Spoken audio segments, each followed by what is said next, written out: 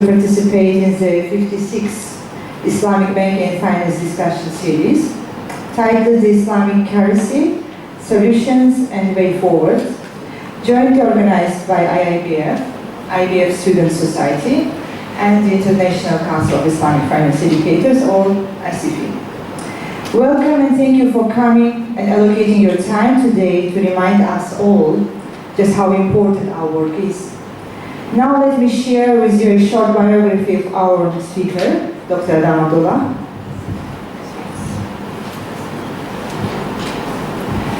Dr. Adam Abdullah is originally from the UK. He is currently an associate professor at the IIUM, Institute of Islamic Banking and Finance, or IIBF, and secretary of the International Council of Islamic Finance Educators, or ICF. He is currently also on the editorial board and language editor of IIBF's Journal of Islamic Finance. Dr. Adam holds postgraduate diplomas in Islamic Studies and also Islamic Banking and Finance from IIUM. He also has a master's and PhD from University Malaysia Terengganu, UMT, in Islamic Economics, and was awarded Best PhD Prize for his research in Islamic Monetary Economics in 2012. Dr. Adam has published a number of articles in international journals and conducted a number of research and consultancy projects specializing in Islamic economics and Islamic finance. He has also written a monograph on the fundamentals of Islamic economics in 2015 for ICF, and written extensively on the Islamic monetary theory of value, publishing the Islamic currency, 2016, which included an analysis of over 1,300 years of monetary and price data from Egypt, Turkey, England, America, and Malaysia. Dr. Adam has 16 years of experience in Islamic finance as an academic and as a former practitioner involving Islamic private equity investments. He also had an extensive career in international maritime asset management, trade and investment over a period of 18 years in substantial private and publicly listed companies based in London and Asia. Now, with much honor and round of applause, I invite Dr. Adam Abdullah to the stage to share with us his presentation.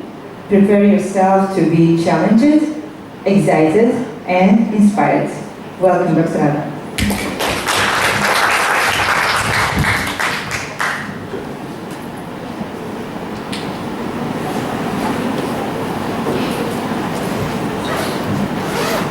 Bismillahirrahmanirrahim. Thank you very much for your kind introduction, Dr. Kamala. To our organizers, of course, for organizing the event this afternoon. Esteemed colleagues, my dear brothers and sisters, Assalamu alaikum wa rahmatullahi wa barakatuh. This has been a labor of love, trying to put together, as Dr. Kamala was mentioning, 1,300 years of data. And I'm going to try to share this with you this afternoon, inshallah. And in fact, I'm going to try and break this discussion into three chunks. The first part, we're going to deal with some issues relating to money from an Islamic perspective. And then we're going to move on to this quantitative full population analysis and discussion on monetary performance to try to settle this debate as to which monetary system is acting in our best interests and which one is acting in a harmful fashion, which one is maslaha and which one is darar. And then we're going to try to move on to some solutions. That could include gold and silver, but of course the hot topic of today is on cryptocurrencies, so we're going to see what role digital currencies might play in the modern economy. And then we can open the floor for discussion afterwards. So, Islamic currency. This book, which I wrote, entitled Islamic Currency, I wrote in honor of al-Maprizi, a student of Ibn Khaldun. Al-Maprizi was the head of the Al-Hisba, and he'd witnessed firsthand the devastating consequences of the Muslims' first experience with a fiat currency, with fulus. He wrote not only the Igatha in 1406, when the hyperinflationary depression struck, just as his tutor Ibn Khaldun died, but he also wrote the Shudu al-Uqud, or otherwise also published as Amlak al-Islamiyya 10 years later in 1415. So let's refresh our memories and get a clear idea as to what we mean by the Islamic currency, first of all, at the time of Rasulullah sallallahu alaihi wasallam. Of course, the Muslims were trading with the Byzantines and with the Sasanians. So their coinage initially came from these two empires. As far as the dinar is concerned, a full weight solidus was struck at 72 solidus to the Roman pound, as I put here, the litra, which was steadily debased by the Byzantine emperors.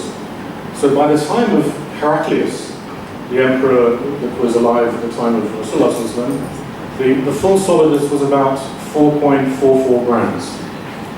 And I put a little picture of that coin up here on the top right-hand side.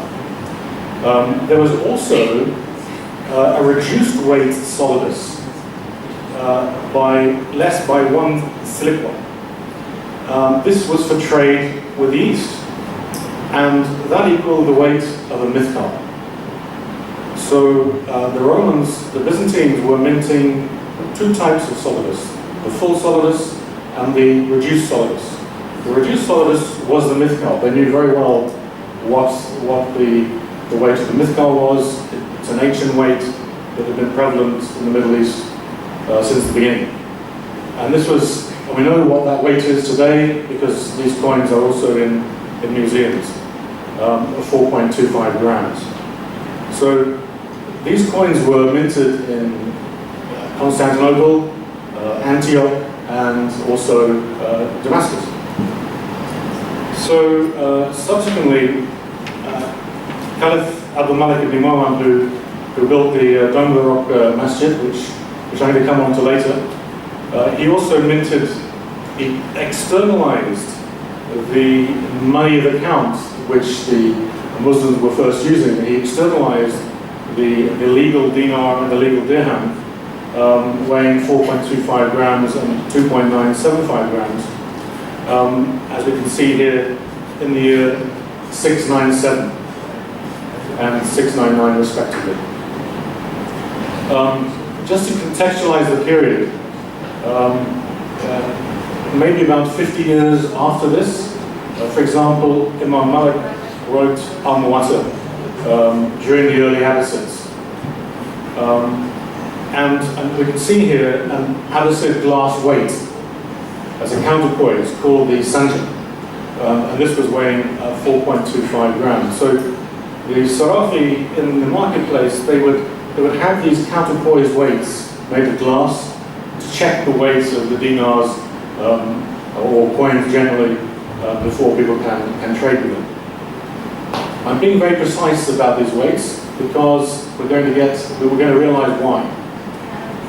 Interestingly, as I was doing my research, I stumbled across at the back of the British Museum another interesting coin. And I was shocked because my textbooks had told me that the first English gold coin was the English penny, minted in 1257. Not correct. The first English gold coin was the dinar. And it was none other than minted by King Offa in 774 as an imitation dinar of the Abbasid Caliph Al-Mansur. This coinage was so trusted internationally that the non-Muslims were using it for their currency also. Gold and silver was prevalent, was freely available, and everybody used it. Everybody recognized the benefits that gold and silver as a medium of exchange would bring. Now, of course, we're not using gold and silver, but we're kind of copying their currency.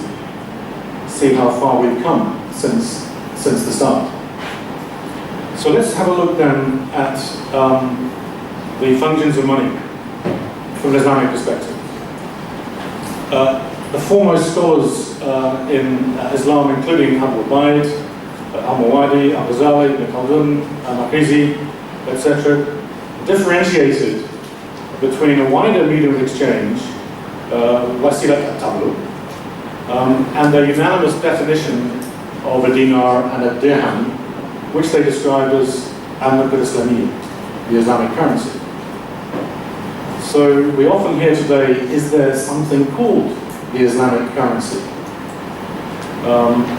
Well, in the Quran, Allah subhanahu wa ta'ala also teaches us through various ayat the functions of money using gold and silver, even using the dinar and dirham once each as a medium of exchange, as a unit of account, as a store of value, and as a standard for payment. But also, very importantly, I would argue there's a fifth function of money in Islam, which covers Sharia legal requirements. And all of these were expressed in the hadith in terms of the dinar and dirham to cover issues relating to the zakat, jizya, garaj, diyat, salika, mahar, and sarf. I'm going to come on to sarf shortly, but I want to support this argument that the dinar and dirham are part of our religion. They are part of our deen. Let's look at what Ibn Khaldun says. Now, Ibn Khaldun, he defined the Islamic currency. We regard him as the father of economics, let alone Islamic economics. And I'm particularly referring to him because he was appointed 6 times as the Grand Qadi of the Maliki school in Egypt. He wrote the Muqaddimah in 1377. Why did he write the Muqaddimah? He wrote it as a warning, directly to his government, because he noticed his government was messing around with the medium of exchange. And he warned them, if you continue to do this, you're going to lose your government. You know, such is the taqwa and the dignity of our classical scholars. They're not frightened to tell the truth. So his definition is this. Let's quickly run through this, and then we can see the context. He's defining what the Islamic currency is, and he's discussing it in the Muqaddimah. And we'll just quickly go through the meaning of the Sharia dirham and the Sharia dinar. The Sharia has mentioned these coins in connection with many laws concerning zakat, marriage, hudud, and other things, upon which its judgments may be based, rather than on non-Sharia coins. Know that it is ijma since the beginning of Islam and the Sahaba, the Tabi'un, that the legal dirham is 7/10 of the legal dinar, which is equivalent to a gold mithqal weighing 72 average-sized grains of haba of barley, and consequently the dirham has a weight of 50 50.4 grams. That's a very precise definition. Very precise. And there's a reason for it. Because if the Sharia is delivering hukum in criminal law, in family law, in the law of transactions, there has to be a consistency of delivering justice. And gold and silver is invariable in value. It's a constant level. If we change around even a dinar of 24 carats and suddenly somebody is accused of stealing, is it fair that they're accused of stealing, 1 dinar, which is of 24-carat fineness, but somebody else is accused of stealing a coin that's 50% debased, or not even a gold coin at all. So delivering justice was very important in terms of the consistency and the precise definition used in all of those Sharia junctions which I just mentioned. Let's come back to Sarf. I think we're all very familiar with these hadith referring to the ribawi items. And, in relation to Rasulullah ﷺ saying, gold is to be paid for gold, silver for silver, wheat by wheat, barley by barley, etc. I often hear today contemporary opinions as to what the intent of Rasulullah ﷺ was referring to when he's mentioning gold and silver and then the other items on the list. For sure, mankind has used many different types of commodities as a medium of exchange. Wood, copper, iron, paper, all kinds of things. The English, we used to use tally sticks or wood in the medieval ages. But that didn't last too long. And in fact, many of these other commodities don't necessarily last too long. They don't necessarily fulfill the store of value function money over the long term. So according to Niazi, he summarized the opinions of the various schools, and he articulated that Rasulullah ﷺ was mentioning gold and silver because of their currency value, and he was mentioning the other commodities to reflect their value as food. Very straightforward. But there's also other opinions that actually one or two of those commodities could have been used as a medium of exchange, like dates. Well, we have to understand the context. The context is why they're using something else.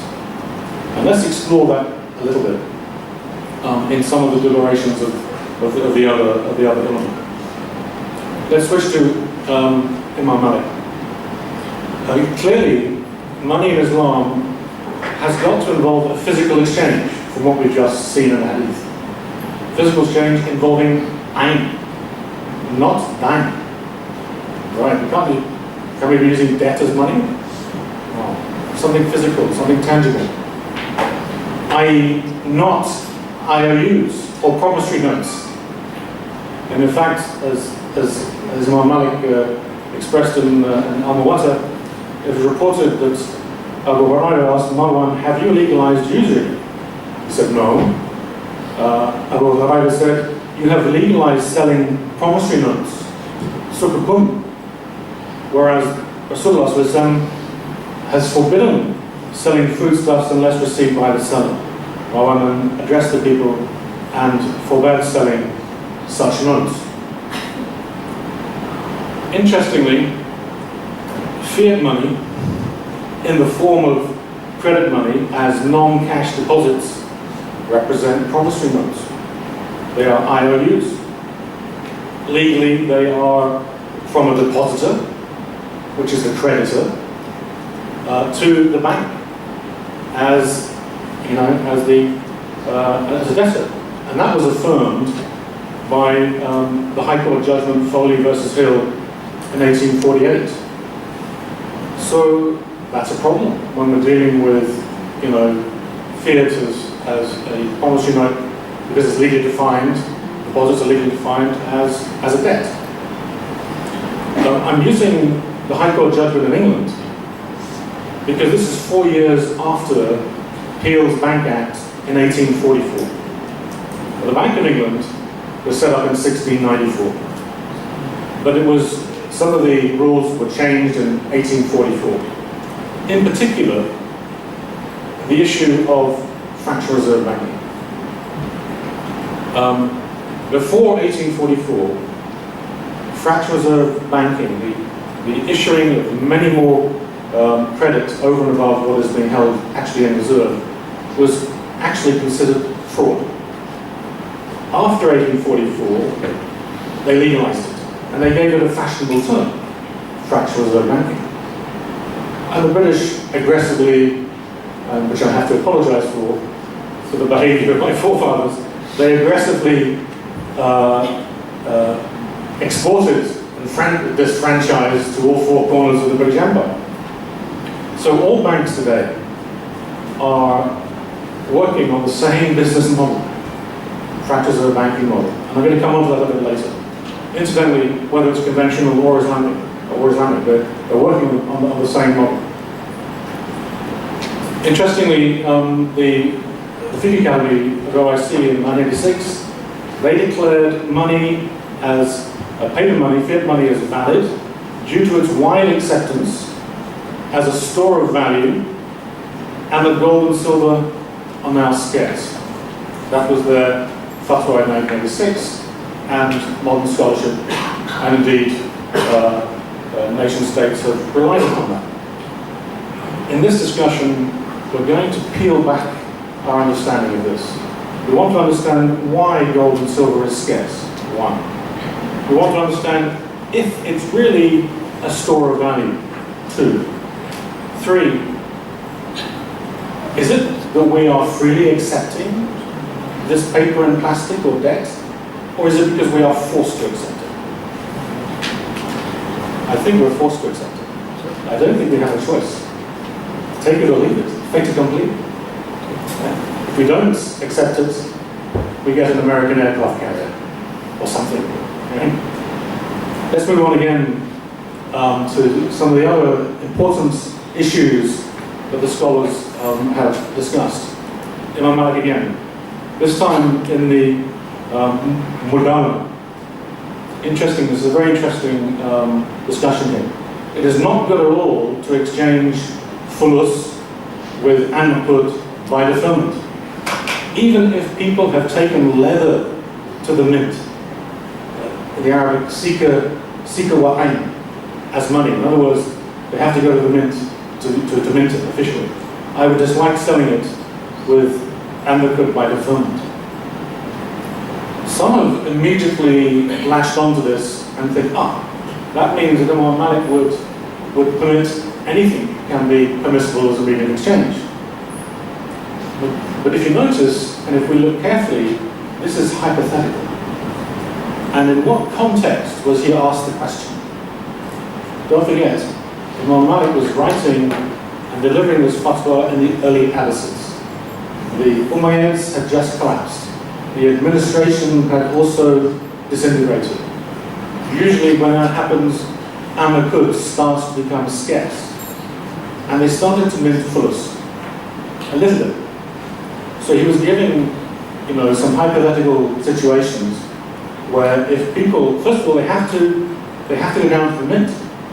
It has to be officially minted. That's a very important consideration when we're coming on to our discussion about solutions and digital currencies. Maybe he was thinking about leather and the example of Umar when they considered using camel leather as a medium of exchange, but the Sahaba advised against it. Why did they contemplate using leather? They didn't do it, but why did they contemplate it? It was because there was a shortage of anqud. So here we can understand that out of darura, out of necessity, people can consider other mediums of exchange. But generally speaking, the whole world at that time was using gold and silver. Khalid al-Malik, he called in all the other gold and silver coins and he reminted the dinar and dirham officially. The English were even minting the dinar. I think nobody at that time would abandon gold and silver and just pick paper or copper to unilaterally replace gold and silver. They realized exactly what the benefit was. And if we look at the Al-Muwatta again, in Imam Malik, you can see this contrasting difference here. When dealing with the Mudaraba context, the Qira'ah, he stipulated in the Al-Muwatta The qirar is only good in an-naqd, and it is never permitted in any kind of wares or goods or articles. So according to him at that time, only gold and silver can be used. Again, because everybody was using gold and silver. Right? So there might be an occasion where we might consider something else, but it was out of necessity, not, I think would really people adopt fulus or camel leather if gold and silver was freely available? If we had freedom of choice to use gold and silver, you know, in the Quran, gold is part of our fitrah. It's in our DNA to like gold and silver. That's the way we were built. Right? We want it. We desire it. Let's let's move the clock forward a bit. Imam Malik writing in the early 700s. Let's move it forward by 250 years, and let's look at Ibn Taymiyyah. Because the Muslim governments have started to misbehave. They have started to debase silver. They have started to introduce more fulus. They were desperate to balance their budgets. They were facing perhaps a lot of invasions, the Crusaders, the Mongols. Let's listen to what Ibn Taymiyyah had to say about this issue. When asked about fulus in exchange for dirhams by deferment, Ibn Taymiyyah concluded, actually, the authentic opinion is to prohibit the exchange. As fulus, when they have gained currency, take on the same position as money proper and become a standard of value for people's wealth. So you can see that the attitude that the Ummah had was different as compared to a fiat fulus, as compared to an-naqd. And in fact, 100 years after that, in the early 1400s, we see Al-Makrizi states very clearly, mind you, he's from the Shafi madhab, so he's reflecting the Shafi madhab, which only consider gold and silver as a means of exchange. Very clearly he says, Allah subhanahu wa ta'ala never made fulus as legal tender. So we're just revisiting some of these issues because we are in a very different environment today. What is the impact? You know, there's no compulsion in religion, right? Nobody is compelled, nobody can force somebody to embrace a religion. So we can't compel somebody to adopt a medium of exchange. You can't force anybody. But if you choose something other than gold and silver, there's going to be an impact, a very big impact. Let's see what Al-Makrizi had to say about that. Because just as Ibn Taymiyyah was a little bit worried about, that's exactly what happened at the end of the 1300s and the early 1400s in Egypt. Sorry, this is a little bit long, but we're just going to highlight so we can see exactly, because Al-Makrizi, he pinpoints exactly the problem. Fulus is adopted now, so what is the impact? During the reign of Al-Zahir Barquk, Muhammad Ali, I guess not the boxer, Muhammad bin Ali was entrusted with the Bayt al-Mal. He dispatched his men to Europe to import copper, and he secured the mint for himself in exchange for a sum of money. What does that mean? He bribed the Sultan to privatize the public mint for himself. Under his administration, fulus were minted in the Cairo mint, and he opened another in Alexandria for the purpose of striking fulus. Extremely large quantities of fulus came into the hands of people, and they circulated so widely that they became the dominant currency in the country. This caused a catastrophe that rendered money useless and foodstuffs scarce. Fulus is an innovation and a calamity of recent origin which led the people to privation and extinction. As a result, he continues, half the population of Egypt died due to a hyperinflationary oppression.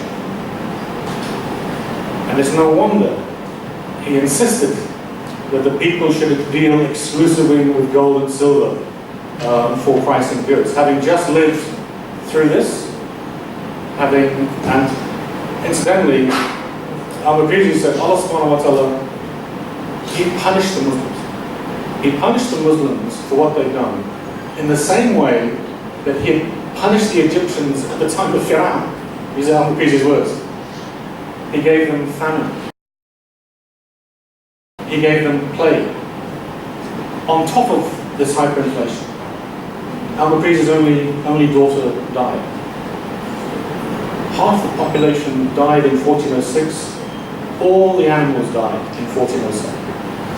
Now, for an agricultural economy, that's disaster. All because they abandoned gold and silver and they picked a fiat currency. Let's move on a little bit to Al-Ghazali. Very interestingly, he argues that money is not a commodity, but an instrument of transfer.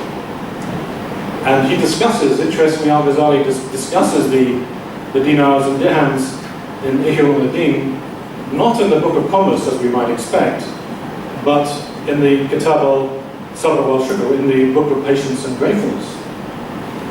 The creation of dirhams and dinars is one of the blessings of Allah subhanahu wa ta'ala. Allah has created them so that they may be circulated between hands and act as a fair judge between different commodities to work as a medium to acquire other things. Money is like a mirror which has no color, but it reflects all colors.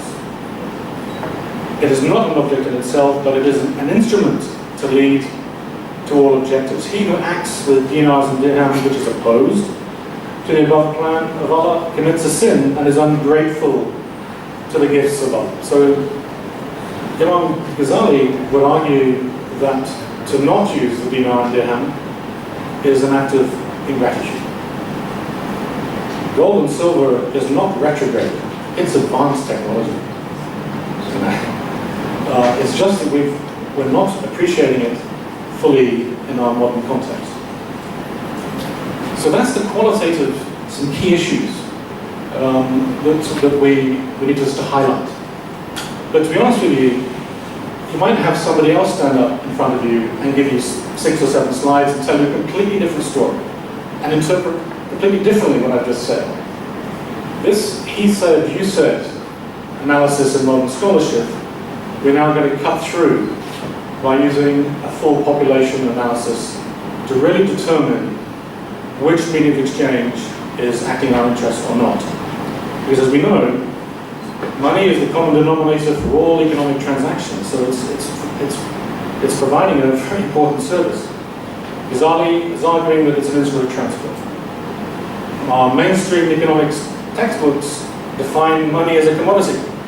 Exactly the opposite of what Ghazali was saying. They define money as a commodity that comes at a price. Why? And I blame again the British economists for doing this. Right? Hume, Ricardo, John Stuart Mill, they all changed the definition of money. Because you need to buy and sell money at a profit if you want to justify a theory of interest and a theory of banking.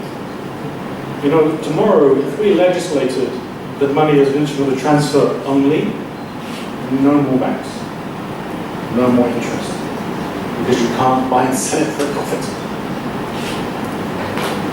However, going back to the OIC Fiat Academy, they accept fiat money because it's widely accepted.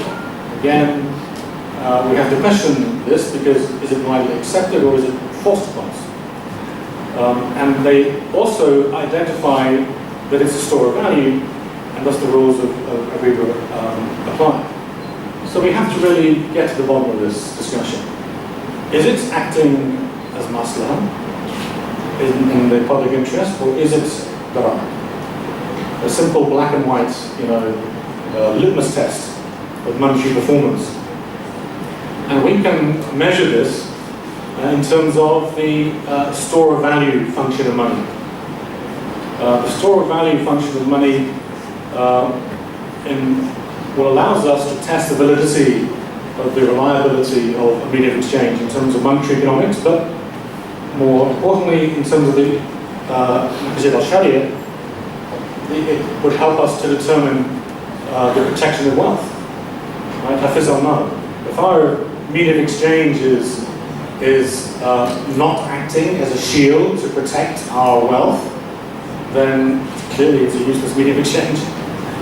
So what we're going to look at very quickly next is a series of charts involving an impact measurement, emphasizing substance over legal form. So what's the problem? Why is Dr. Adam going on about this? What's the problem? Well, it's the loss of value.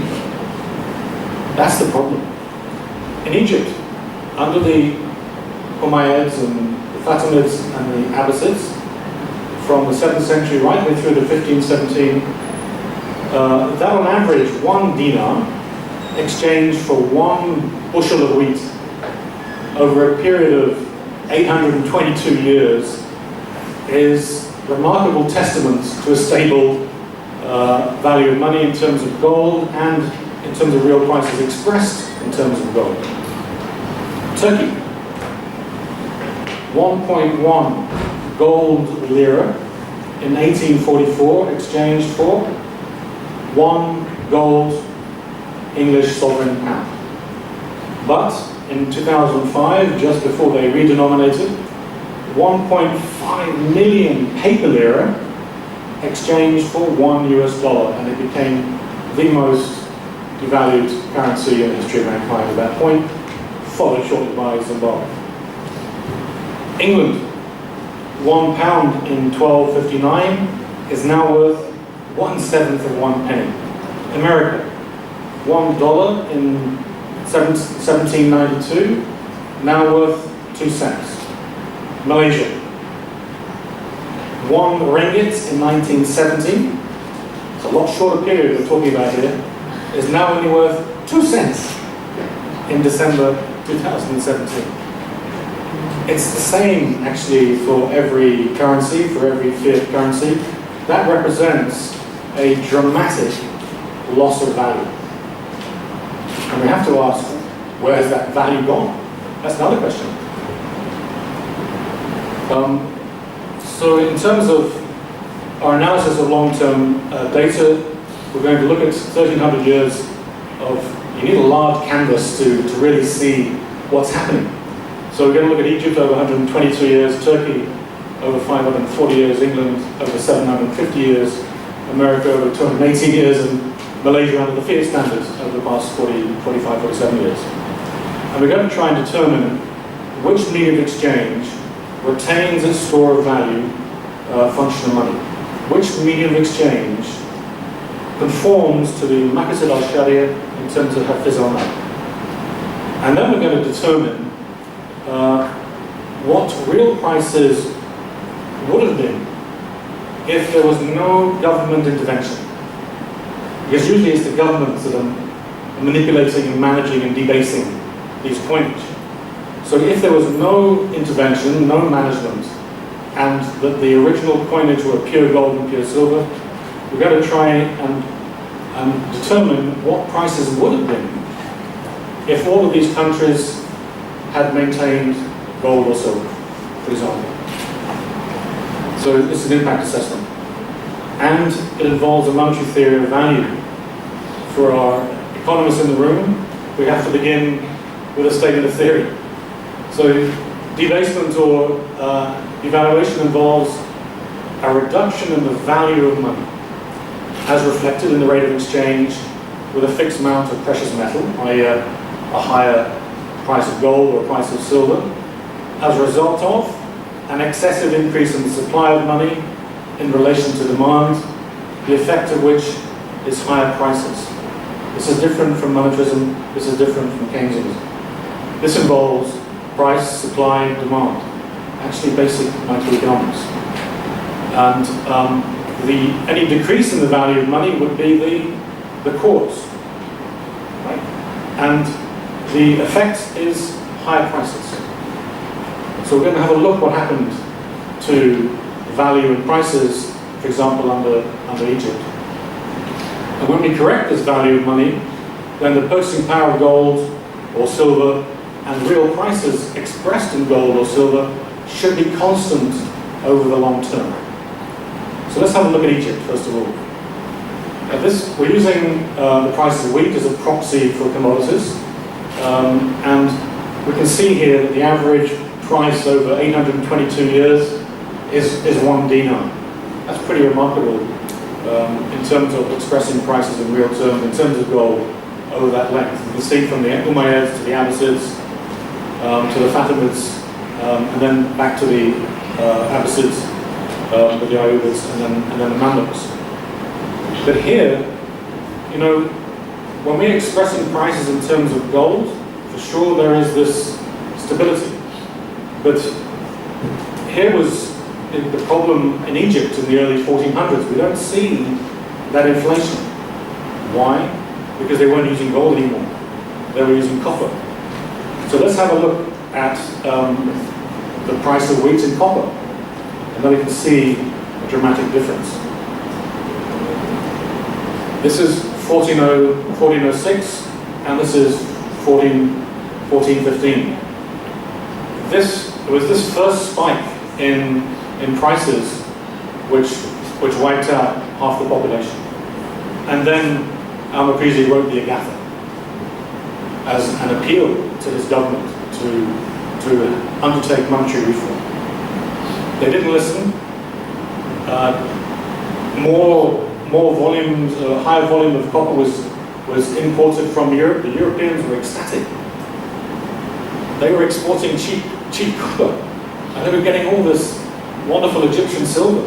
Wow, that's how Venice got rich. All these money traders in Venice, that's how Venice got rich. So they were pretty happy to sell all this copper. The second, on the second peak, also was very damaging. After this, al-Makrizi wrote Al-Nukud Islamiyya. At that point, the Sultan listened, and he reintroduced silver back, gold and silver, according to the Islamic standards, back into the economy. And you can see how prices were dropping because fulus was not starting to be ignored. But you know, the temptation to make cheap profits is always there, and they ignored it eventually. And so it proved. Ibn Khaldun was right all along. In 1517, the Ottomans invaded, and that was the end of the Abbasid government. You mess around with people's money, you lose your government. It's a simple message.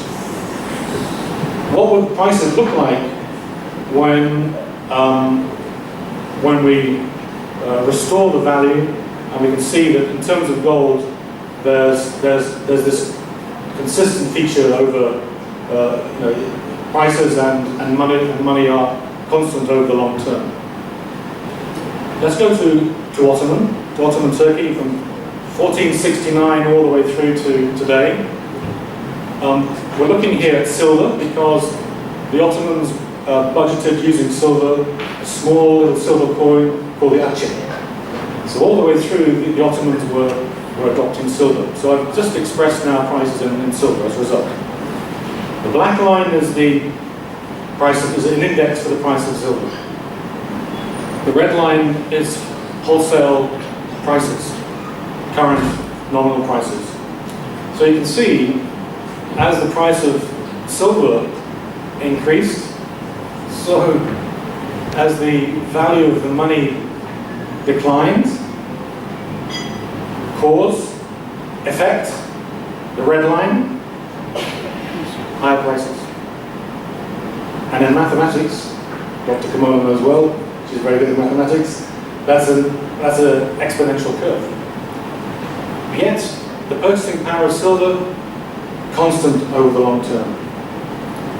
Now let's invert that red line, because the purchasing power of money is the inverse of nominal prices. Let's have a clear look at the devastating consequences of moving away from silver to paper. As As we say in English, one picture is worth 1,000 words. This was silver, and this is paper. In fact, we can see very clearly that that is a massive loss of purchasing power, a massive loss in value for the medium exchange in Ottoman Turkey and then subsequently in Turkey, in the Republic of Turkey. What can we also say about that period?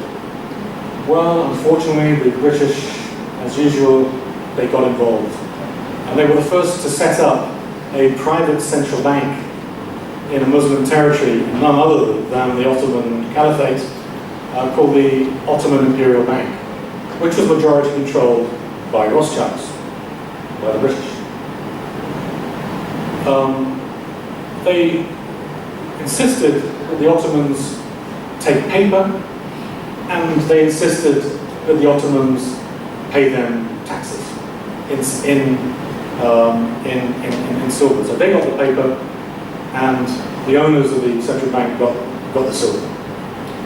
This is the usual practice, I notice, of these private central banks, and we're going to talk about it further.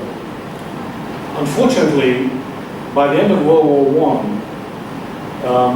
the Ottoman government had an external debt to Rothschilds of £100 million. It collapsed. It collapsed because of its external borrowings. It couldn't repay it. But Rothschilds, the British, they were not stupid. They wanted collateral against all this debt which they had lent the Ottomans. Anybody know what the collateral was? It's very relevant to today. Well, Palestine. The Ottomans spent all that money on utilities, on railroads, all the way through Palestine. So there was a British mandate over Palestine, but a mandate is not a colony like the American colony.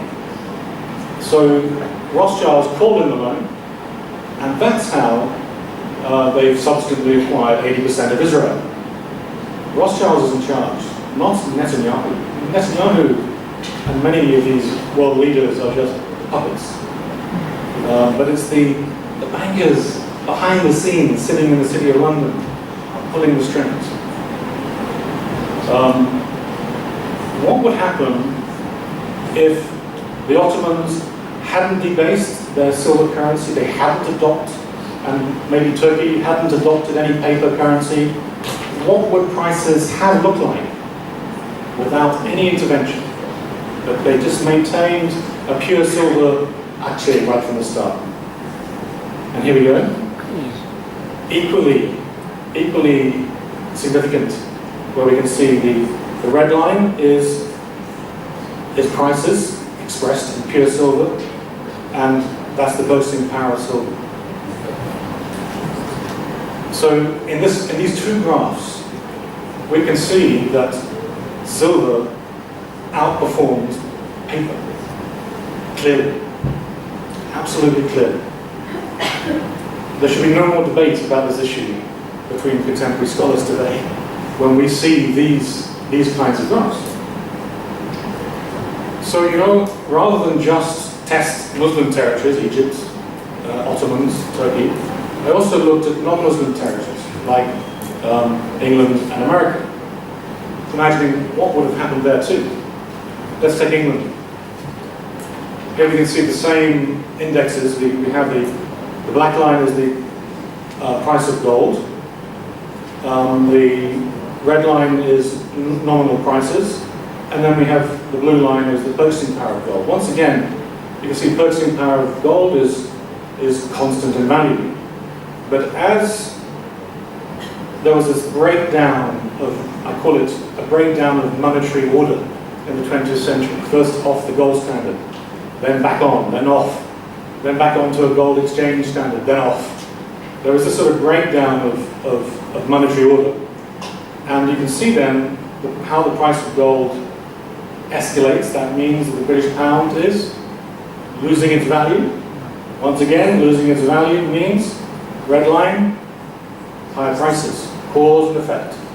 You know, this is what Ibn Khaldun and Al-Ghazali teaches us in economics, cause and effect.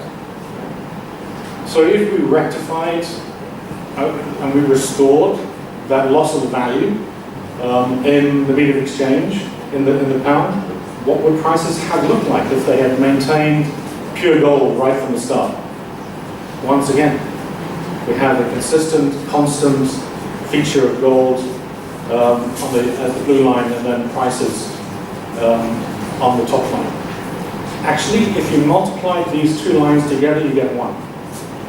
And that's because the denominator is a constant value. Prices are a function of two ratios. The numerator is the supply over demand of an asset, and the denominator is the supply and demand of money. So its price, its value, if it's constant, and gold and silver is constant in value, it's not changing in value at all. What's changing is the fiat currency that represents that price of gold as an exchange rate. So when we restore this value, we can see this constant nature. What about the United States? Same thing. We have the black line is the price of gold, the red line nominal prices, and then we have the purchasing power of gold. Once again, purchasing power of gold is stable, but we see this price of gold going up. But then if you notice carefully, it goes sideways. That's a big question. Why? Why didn't it go to the moon here? Why? I mean, when you look at this kind of graph, that tells you there's something going on here. I call it intervention by somebody vis-a-vis the gold market.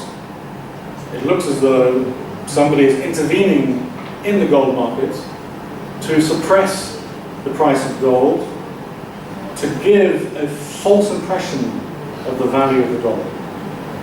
We're going to explore in detail how that's operating in terms of the mechanics of the gold market. But let's imagine the Americans didn't do anything with their medium of exchange, that they behaved well monetarily, and they just, we restored that value to their American dollar as defined in gold or silver, but here we have gold.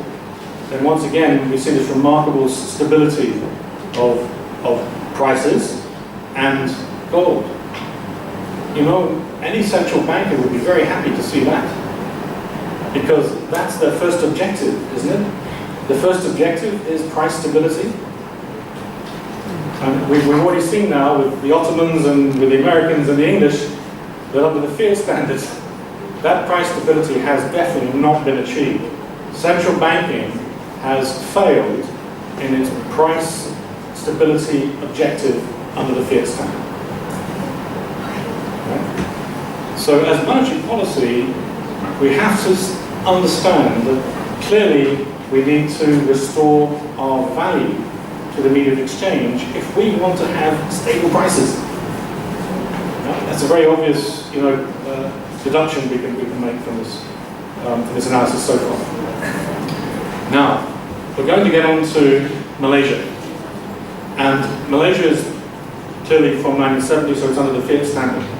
But when we talk about fiat money, clearly it's inextricably involved with banking, as we know. Banking and money is inextricably linked, given this money creation process. And that's exactly what we need to think about. Banking means debt for all. Why did I say that?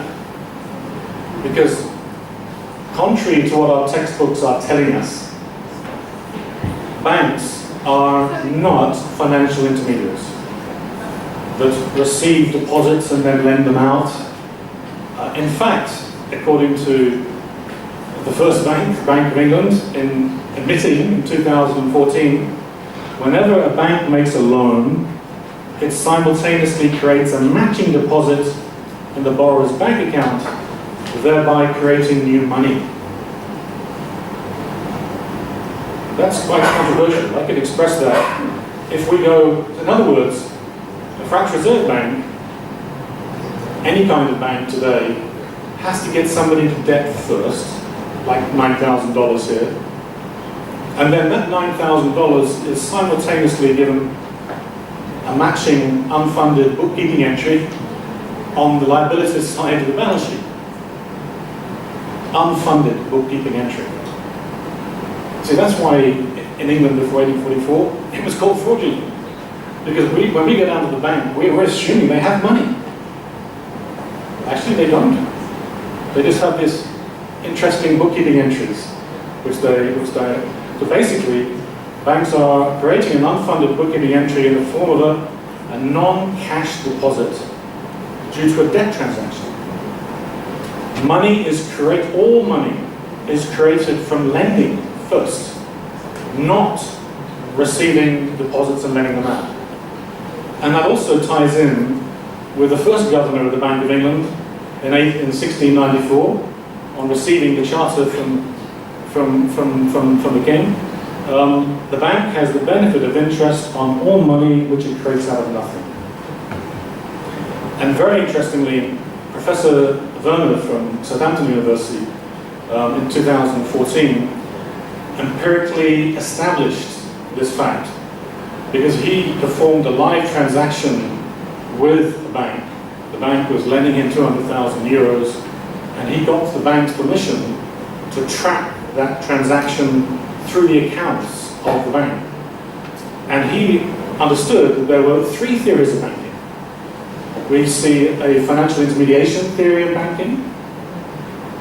We see in our textbooks a fractional reserve theory of banking, both of which imagine that individual banks are not creating money, but the fractional reserve theory of banking multiplies money with all the banks in aggregate through the multiplier. And then the third one is the money creation theory of banking. So the accounting entries have to differ between these three theories of banking. And he empirically established that the first two were wrong, and the money creation theory of banking was correct. So banks are creating money out of nothing. All banks. Now we just switch a little bit to the monetary balance sheet. Now we understand, who's creating money under a fiat stamp. Now we need to look at the monetary balance sheet of the Ring of Malaysia. Assets and liabilities, they have to balance. M3 is the Borders money supply figure. This was in December, this is Bank of Ghana statistics, in December 2015. 1.5 trillion, and then on the asset side, we have the assets of the banking system. That's IOUs, owed to the banks, plus a little bit of gold sitting in Bank of Ghana's international monetary assets. So the Ringgit Malaysia is backed 0.3% by gold and 99.7% backed by debt. We have a debt-backed currency. Exactly what Imam Malik said, no to. But we need to be neutral. We need to explore this a little bit further to really drive home the point. If you look at that balance sheet, where is the interest rate? The interest rate is on the deposit account. Yes? Whether you call it a HIBA or whether you call it an interest rate, people are getting a time value of money on deposits. The bank is getting a time value of money and interest rates on loans. So, the IMF publishes every country's average interest rates on deposits and loans.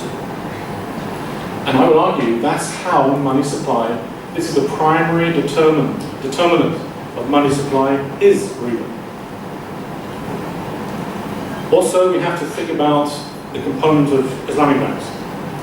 The market share of IFIs today is about 30% of these assets on the asset side of the Malaysian currency's monetary balance sheet.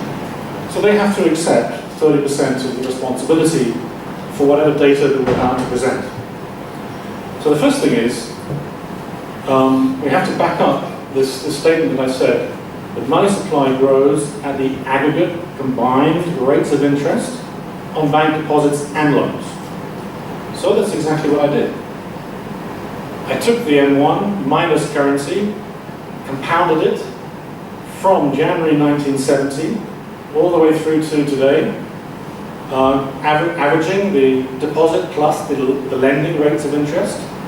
And that's the little red line. Can you see that? Yeah, can you see this one? The black line is M3. So you can see the correlation is unison. This is the full population. The correlation is unison. It's interest in our society which is driving money supply. And then we can see the effect on the economy. This is M3. Now we've just seen that the combined rates of interest are mathematically compounding to drive up money supply. And then we can see the correlation between M3 and GDP. M3, the correlation between M3 and GDP is also unison. Interest driving up money, money driving up GDP. And inside GDP is nominal prices multiplied by output. Let's have a look at the prices component only. Here's that price index. It's the same, yes, this is the index of consumer prices. Once again, we see this exponential curve over the fiat standard. So, would you argue that that is price stability? The prices are exponentially increasing, and to inverse it, to get the purchasing power of money, we can see here why we discovered that problem early on, why the ringgit has lost 98% of its value. Right? What would happen if the government of Malaysia didn't intervene at all in 1970, had adopted gold, there was no monetary intervention? What would prices have looked like? What would prices have looked like? Very different graph. This is the purchasing power of gold as the dotted blue line, and this is real prices expressed in gold. That's the red lines. Just like all the corrected graphs that we had shown earlier in Turkey, in Egypt, in England and America. When we correct the value, when we restore the value of money, prices are low and constant over the long term. In fact, we can ask a very poignant question. Where's the Asian financial crisis? 1997, right? 1998? Where's the crisis? No crisis. That crisis was clearly a monetary crisis. In fact, maybe we should stop calling these crises financial crises.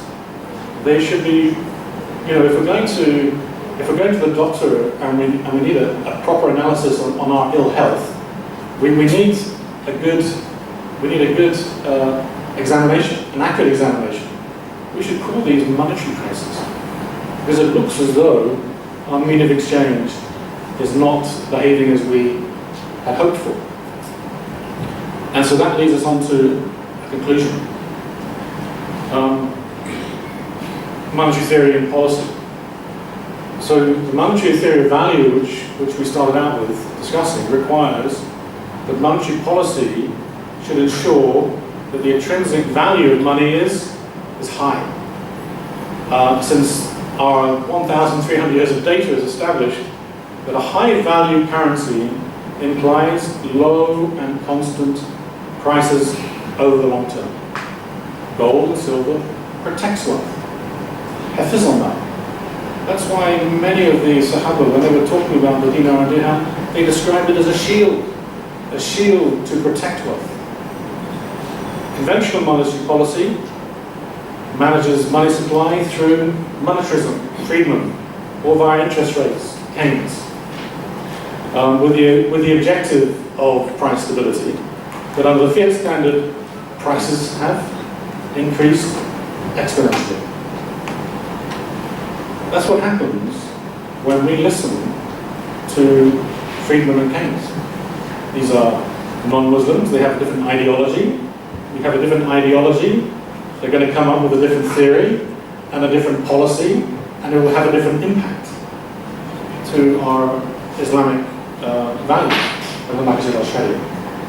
In other words, and this is very important for us to think about, we have to lower our standard of living to pay for these higher prices and interest such that our wealth is being confiscated through inflation and transferred to the profit and loss statement of the banking system. Fiat money transfers wealth. All of that loss in value that we saw on those graphs has to go somewhere. Who's doing it? What's driving money supply? Interest. Who's charging the interest? Banks. So it's a wealth fractional reserve banking, and the fiat standard is a wealth transfer mechanism. This is exactly opposite to the Maqasid al-Sharia and Hafiz al-Mal. Wouldn't you agree? All of those graphs are saying exponential prices. When we express everything into gold and silver, it's all constant. In other words, all of that wealth would have been retained with us in our pockets for us to spend. And we have a high value currency, we can spend a lot of things because they're all low prices. Now we have a low value currency and we can't spend anything on anything these days. We're all suffering under debt and higher prices. Now, we have to turn a little bit to Islamic banking because we need to, our hopes and aspirations are surely to follow the Maqasid al-Sharia. And these next couple of slides I'm showing us in order to spark a little bit of, we need to think carefully about how to restore this value in our economy. The resource cost of fiat money is the combined surpluses of all banks. That's very expensive, just to use paper. That's very expensive indeed. So in terms of economic substance of reform, I would argue that IFIs, they shouldn't have replicated this English banking model of fractional reserve banking. The output is just the same. Risk-free debt products at the time value of money. Because if you remember that balance sheet earlier, they need to create a debt in order to create a matching deposit. So every bank has to create a debt. You can do that with a loan at interest, or you can do that with a sale followed by a sale simultaneously. So the question that some scholars have asked now, if IFIs are not real traders who accept market risk and share profit and loss like everybody else, then what are they? Because it looks as though that they are structuring trade contracts as a stratagem to generate risk-free debt funds. It looks as though they're doing this. Fiqh al-Qiyam or Fiqh Muamalat? Question mark. Rasulullah sallallahu alaihi wasallam said, a time is certainly coming onto mankind when they legalize yastahilun riba under the name of buy.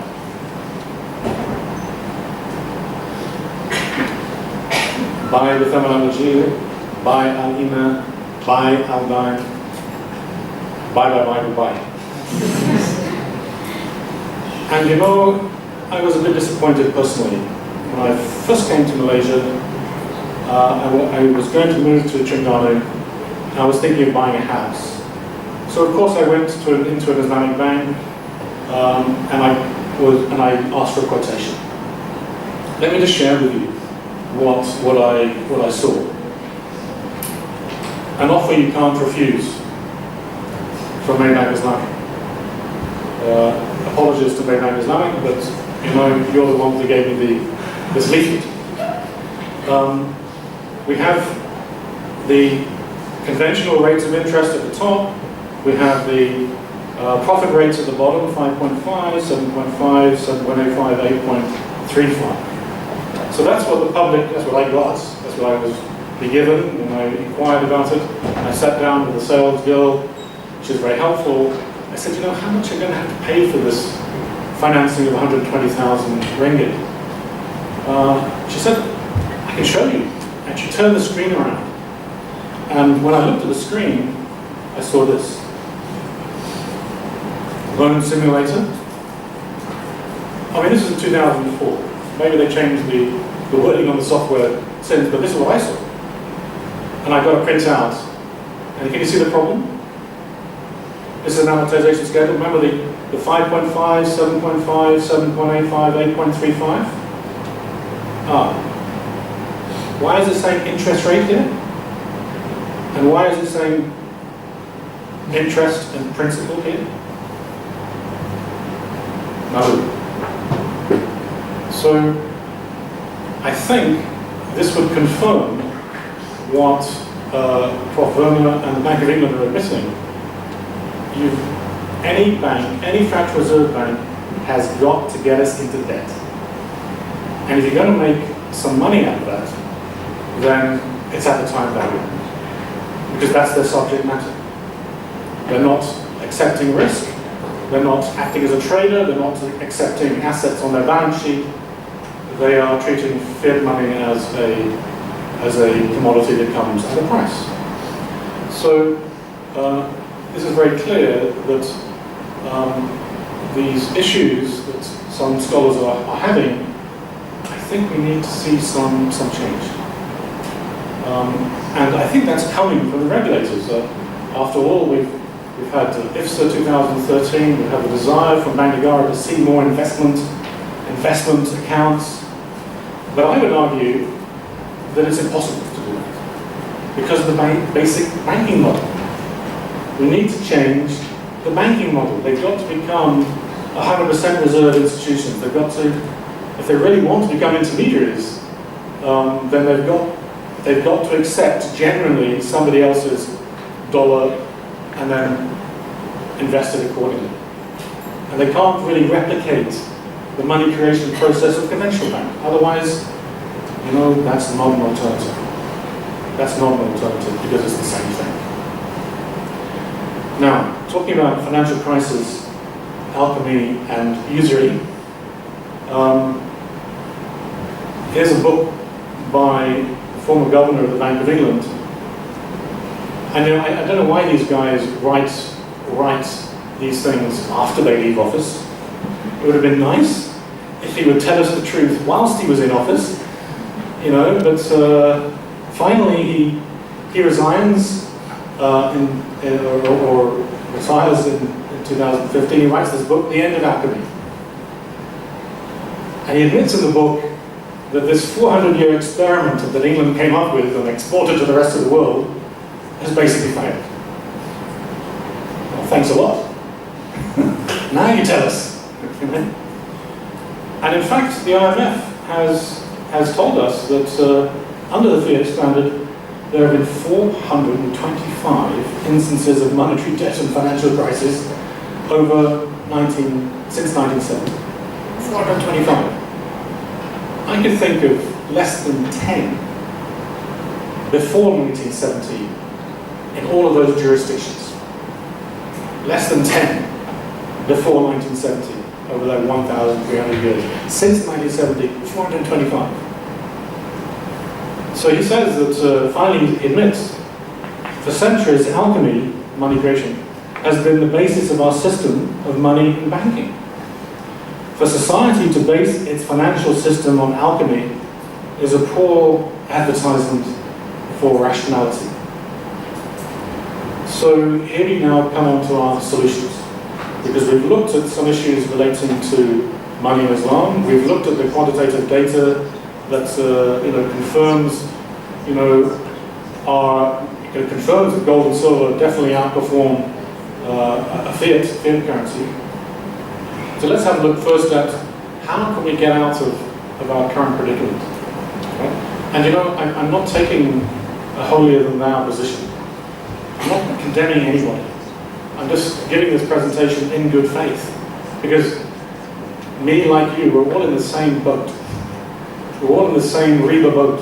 The whole world is consuming riba, as the Prophet has prophesied as one of the minor signs of our Qiyamah. The whole world is consuming it. So all of us together have to just be thoughtful and deliberate and try to figure out how we can get ourselves out of this. For sure we can't continue with the same mechanism. That's just going to get us into another financial crisis soon. So let's look at precious metals, and then let's look at cryptocurrencies. Problem with precious metals, remember that graph that we saw where it went sideways? The price of gold went sideways for like 2 decades, since 1980, under the American data. It looks as though the precious metals market is being manipulated. And it's been manipulated because if they didn't do this, the US dollar would have lost total value already. So, post the global financial crisis, in 2010 for example, there's a total of about 195,000 metric tons of gold was cleared in cash in terms of the gold market internationally. According to the World Gold Council, gold supply that year was only 4,334. In other words, for every 45 ounces of gold being traded in the world, that's 195 divided by 4,300, 44 are unallocated and 1 is allocated. 44 are fake and 1 is real. So that means that we have a fractional reserve banking system sitting on top of a fractional reserve gold market. And the fractional reserve gold ratio is 1 divided by 44, or 2.3%. So, in other words, in the presence of all of these gold derivatives, the price of gold today is about $1,250 an ounce. Absence of these paper trades, the price of gold should be $54,000 an ounce. $54,000 an ounce. If you saw $54,000 an ounce tomorrow, what would you do with your paper money? I know what I would do. Get rid of it. Go and buy some gold or something. You know? For sure we wouldn't treat the dollar seriously anymore. So when you think about Bitcoin as a bubble at $18,000 a Bitcoin, think more carefully about the fiat currency. That's even a bigger one. That's even a bigger house of cards. So what is happening here? Trading activity in the gold market involves a huge synthetic supply of gold. Paper gold trading is determining the price of gold, not physical trading. Synthetic gold, just like synthetic deposits, is created out of thin air as a bookkeeping entry and is executed as a cash flow transaction between the contracting parties. So because of this fake oversupply of gold being generated, you know, more supply, less demand, price goes down, it's giving a false read of the value of the dollar. But can we redeem paper back into gold and silver? Because that's how it started. We had to put in our gold and silver into the central banks, and they gave us this paper, and then they stopped giving us back our gold. That's the story of the gold standard. So why don't we reverse course? Why don't we redeem our paper back into gold and silver? Again, post global financial crisis, the total stock of all gold mined by mankind to date is 4.7 billion ounces. Silver, 47 billion ounces. It's very interesting in terms of zakat. The ratio is 1 to 10. SubhanAllah. Now, at that time, the approximate global M1 money supply was about $27 trillion. And given that 10-to-1 ratio, that would imply a gold price of $2,900 an ounce and a silver price of $290. So at those prices, gold and silver, we could redeem M1. Right? We could redeem M1 global money supply for 27 trillion. But if we take into account that fractional reserve gold ratio, then at $54,000 an ounce, and let's just look at the official stocks of gold. We don't talk about all of gold mine, we just look at what's in our central bank's vaults. In 2010 it was 30,000 metric tons, multiplied by the conversion factor from ounces into metric tons by $54,000 an ounce, and we get $53 trillion. Now that's definitely more than global M1, but it's a little less than global M2, and it's less than global M3 of 78 trillion. But you know, it would be easily exceeded if we factored into silver. So actually, if everybody was on the same page, there is more than enough gold and silver in the world today to redeem our worthless paper. And because of the characteristics of gold, you know, 4.7 billion ounces, you know, if we were to try to visualize that, given its density, that's about a cube of 20 meters in length, 20 meters in width, 20 meters high. You could insert all the gold today in IIBF, from the wall here to the front door, from the ground up to the roof. That tells you of the purchasing power. It really packs a punch, you know, that just that amount of gold can easily redeem all of this, and plus the silver, 10 times the amount. That could fill IIM's convocation hall. But all of this together, we could redeem global M3. So in theory, we could easily redeem if everybody was on the same page. Of course, everybody is not on the same page. Geopolitics and Rothschilds have spent many years, many hundreds of years, taking out gold and silver from our pockets and giving us paper and debt in return. It's not really a very fair exchange. You know, it's actually a lot worse. The gold market turnover. The LBMA actually published a report in the first quarter of 2001, and in terms of over-the-counter trading, in terms of volume, this is just for one quarter. You can see, I was calculating from what's been cleared, but actually the turnover is 10 times that.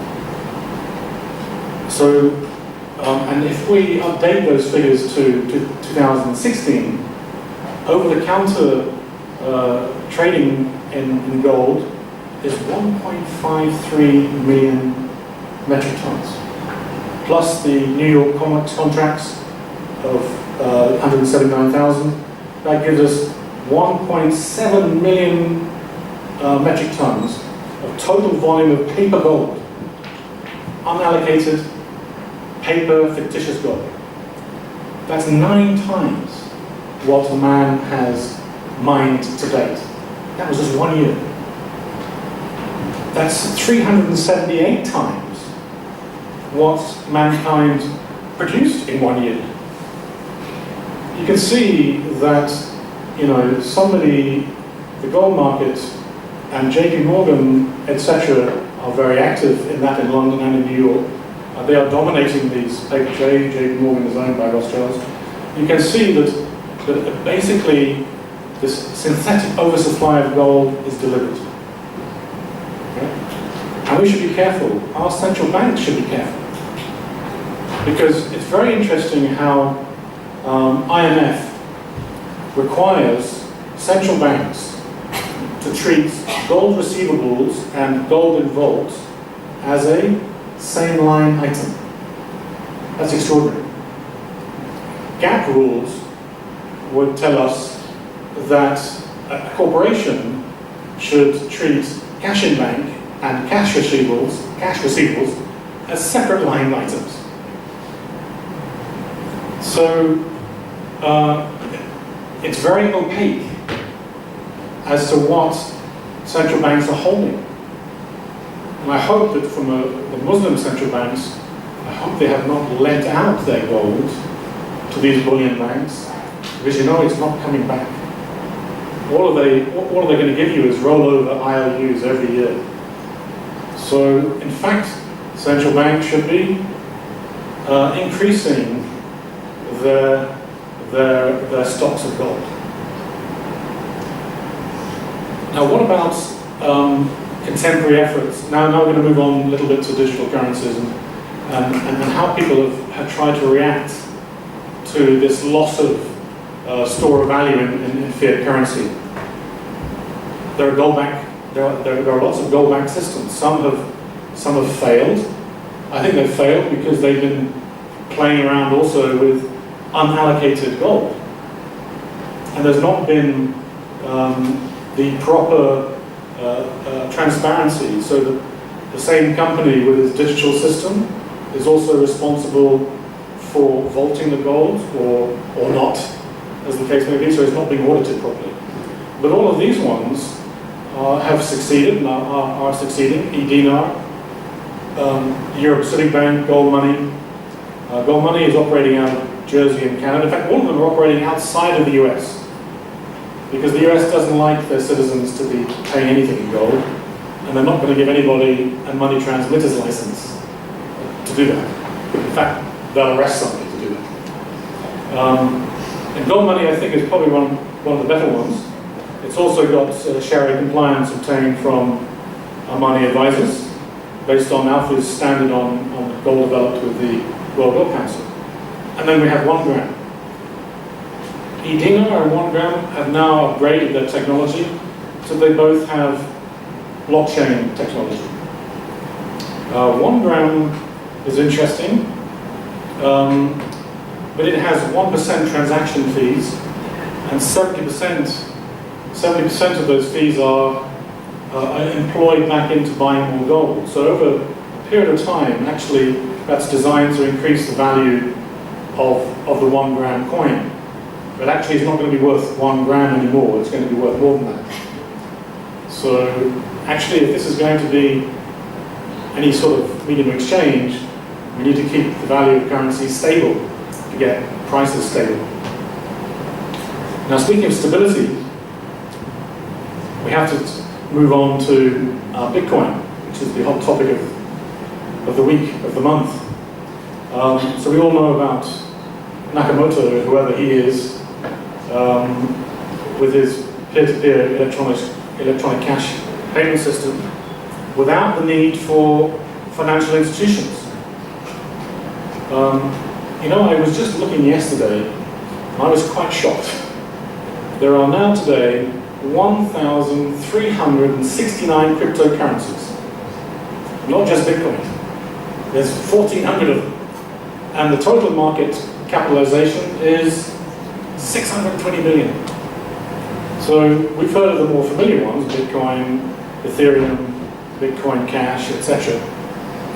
But you know, with the current price of about what, $18,000 per Bitcoin, if you bought $5,000 worth 7 years ago, then they would be worth 36 million today, because a single Bitcoin was only worth a quarter of one cent.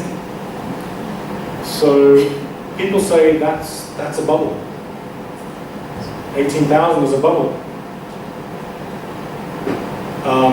But who's trading it? I don't know. Who designed it? I don't know. But if it's a bubble, then, as we've just discovered, the fiat currency is worse. In my opinion, it's the lesser of two evils, in one sense. Because Bitcoin is worth 18,000, but the true value of our fiat currency is 54,000. And you know what? It's going to get to that price if the geopolitics change. We're going to come on to that shortly. So I'm just going to recap some Sharia opinions on Bitcoin. They're very interesting. They differ. They differ on grounds of fiqh, in terms of legal form, but mostly agree in terms of economic substance, in terms of iqtisad. Jackim doesn't endorse Bitcoins due to its volatility in 2014. Professor Monzakaf felt that they were prone to manipulation, and it should be endorsed by the government. Actually, I agree with that point. Professor Tariq Khan argued that in terms of possession, qabt, he would view it as constructive possession involving an intellectual property right, rather than as an intangible asset as opposed to a tangible asset. So he would argue that it's, as currency, the rules would apply in terms of by itself and using it as riba. Dr. Kapoor also views cryptocurrencies as Sharia compliant, but he has reservations about overt speculation. Dr. Marjan Mohammed of ISRA agrees with CAF that they should be made legal tender, and about them being widely accepted, but also argues bitcoins have no intrinsic value and are being traded as an asset and not as a currency. Prof. Camille views bitcoins and its mechanism as garar entirely, because we don't know about the algorithm behind the scenes as to whether that's really the one that's being traded upon. Also argues that there's no intrinsic value and it should be backed by gold. I would agree about the backed by gold, but why not silver? There's no restriction on silver. You know, the IMF bans gold, but there's no mention of silver. And silver is money. And silver is very stable. So that is one option for us to think about. Dr. Bakar, he disagrees. He states that it is permissible to trade in cryptocurrencies, and that it's not garar, but it's actually qatar. It's actually a risk associated with digital currencies. On this point, I think he's correct, because that's a risk of volatility, of fraud, of hacking. You know, that's a business risk associated with a business transaction. So I think from an iqtisad perspective, money must be stable in value in order to measure other assets and goods and services, and mustn't be subject to manipulation or fraud. Turkey and Saudi Arabia have rejected bitcoins on grounds that they've not been regulated and due to their volatility. Interestingly, members of Bandagara's legal team published a paper on regulation of virtual currencies at the end of last year, and they tried to make a distinction between virtual currency and e-money. They basically defined virtual currency as it's not backed, nor does it represent national fiat money. It's issued privately and is not regulated by a monetary authority. They define e-money as not in the form of notes and coins. It's a national fiat money, and it's regulated by monetary authorities. Actually, you know, I can't quite see the difference, except to say one is regulated and one is not. They're both digital, and they're both virtual. They continue to say something very, very interesting. They acknowledge that Bitcoin's decentralized payment system could make central banks obsolete. This might explain why China has, China's central bank has not only barred initial coin offerings, but they've also closed down the Bitcoin exchange. Since no banks are necessary, this might explain why Jamie Dimon, JP Morgan's chief executive officer, threatened to fire any employee trading in Bitcoins, claiming it's fraudulent. And I quote, "You can't have a business where people can invent a currency out of thin air." But I thought that was fiat money. You can't have it both ways. If you claim somebody is creating money out of nothing, then you have to be held by the same judgment. But let's think for a moment.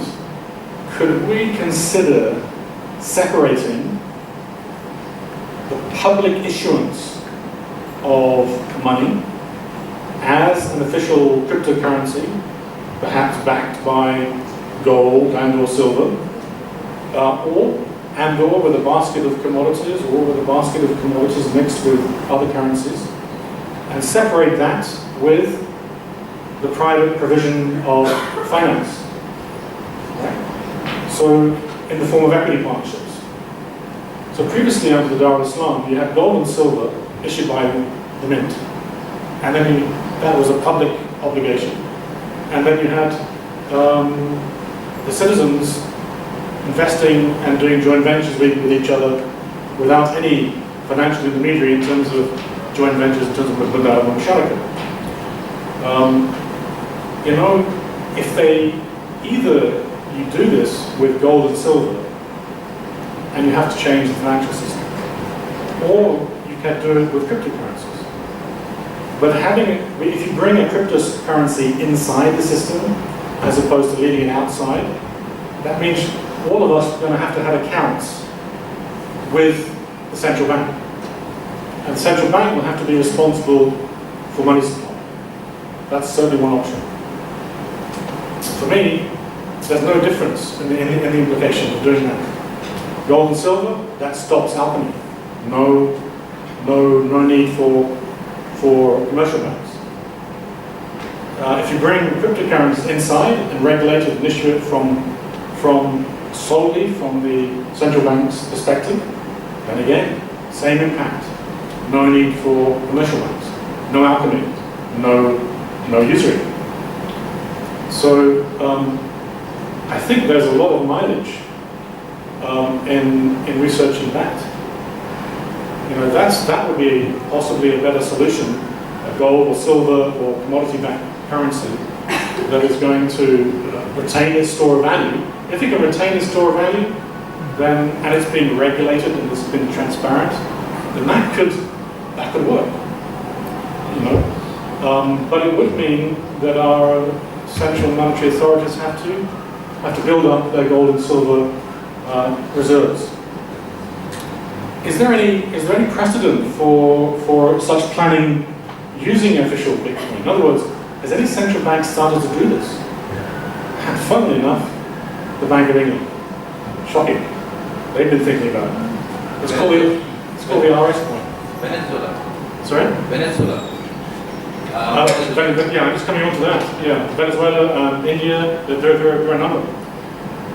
What's interesting is the Bank of England commissioned University College London to undertake research as to the viability to secure an official Bitcoin. And sure enough, they confirmed that it was possible to do it. Money supply would be issued only by the Bank of England against transparent and auditable peer-to-peer transactions in the real economy. Now that strikes a bell from the Islamic economics point of view, because our money is supposed to be, our transactions, Islamic financial transactions, if we're going to achieve the ideals and objectives of Islamic economics, we've got to address the real economy directly. But those peer-to-peer transactions would have an impact. No need for the money creation banks, no need for commercial banks. And a pilot project could be rolled out in 18 months. So other central banks have either done it, FedCoin, the Federal Reserve, Canada, the Canadian Central Bank are testing it in the wholesale market. The FedCoin is a retail product. The e-krona in Sweden is a retail product. So many banks are thinking about it, and this technology is not going to go away. I don't think we can dismiss it out of hand. And even if you have gold and silver, and you want to pay somebody in a different country, how are you going to transport it quickly and instantaneously? It may need some IT to to deliver some netting going on between one monetary authority and the other. But we definitely, sorry, we've gone back again.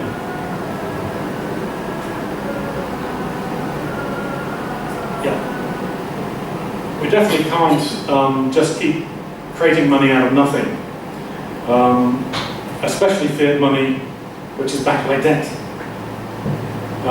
So money must have intrinsic value, it must retain its store of value, it must be ein and not dein. And what's interesting is that immediately after the global financial crisis, with the eventual demise of the US dollar, Russia, China, Brazil, Japan, France, and the entire GCC were already considering a new trading system back in 2009, involving a basket of currencies.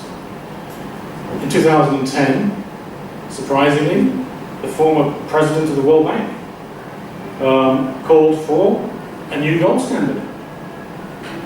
Here we go. A new system should consider employing gold as an international reference point of market expectations about inflation, deflation, and future currency values. Although textbooks may view gold as old money, markets are using gold as an alternative monetary asset today. So if our textbooks are telling us gold is old news, no? It's actively being thought about and implemented today. And it's in particular regard to the US dollar. In 2017, in September, as reported in the Nikkei Asian Review, China sees new world order. I get worried when they talk about new world order. But anyway, new world order involving an oil benchmark backed by gold. Now that's very important because they've been talking about this for a year or two, but now they're actually doing it. An oil futures contract denominated in yuan, but redeemable in gold. That's, in other words, all of those paper trades that we talked about going through London, they will be forced out. What's that going to do to the price of gold? It's going to go up. And this is really part of this geological shift, this geopolitical shift, I should say, because countries are fed up. Everyone's fed up with Mr. Trump and the United States because they realize every time they buy US treasuries, they are lending to the United States. And what are the United States doing with it? Attacking them. Iran, Russia, China. I think they're feeling pretty threatened right now. And every time that they are being told that you've got to buy a risk-free asset, the US Treasury, it's being used against them. So they realize, stop buying US Treasuries, stop buying debt securities, and stop buying debt, period, and get back into real money. So, as our brother was saying, Russia is now thinking about using cryptocurrencies. Venezuela wants to use euros to trade oil, and again, evade the petrodollar and US sanctions. But I would say most significantly of all, in September, the central banks of Russia and China have actually signed an agreement. And they want to start an internal gold trading platform. And they're going to settle physically. That's a physical settlement in gold from each other's reserves. That's a gold standard. So you can see these guys are had enough of this debt machine, this fiat debt machine being printed by the US as an international trading currency.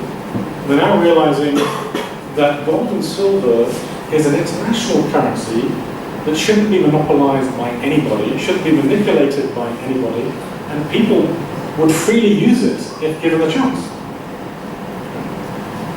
So that's going to have a very big impact on the price of gold. And as far as the oil futures contract, that's starting on Monday. And the Chinese said, we're starting it on Christmas Day because the Americans are going to be on holiday. Because in case we have any problems in the system, it'll be a quiet trading system. What did Trump do? He announced to the press that China and Russia are strategic rivals. Strategic rivals, what does that mean?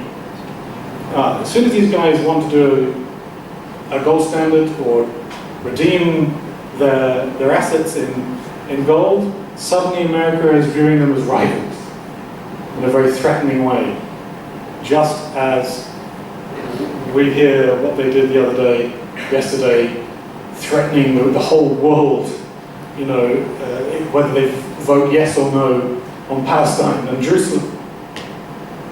So I think if the Chinese and Russians are brave enough, and I think they are, to proceed with this, we can see a much higher price of gold next year. I'm not in the predictive. I tend not to predict what's going to happen. Allahu Alam.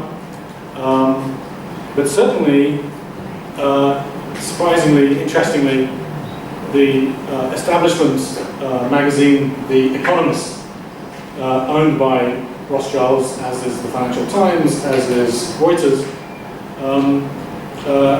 back in 1988, predicted, get ready for a new world currency in 2018.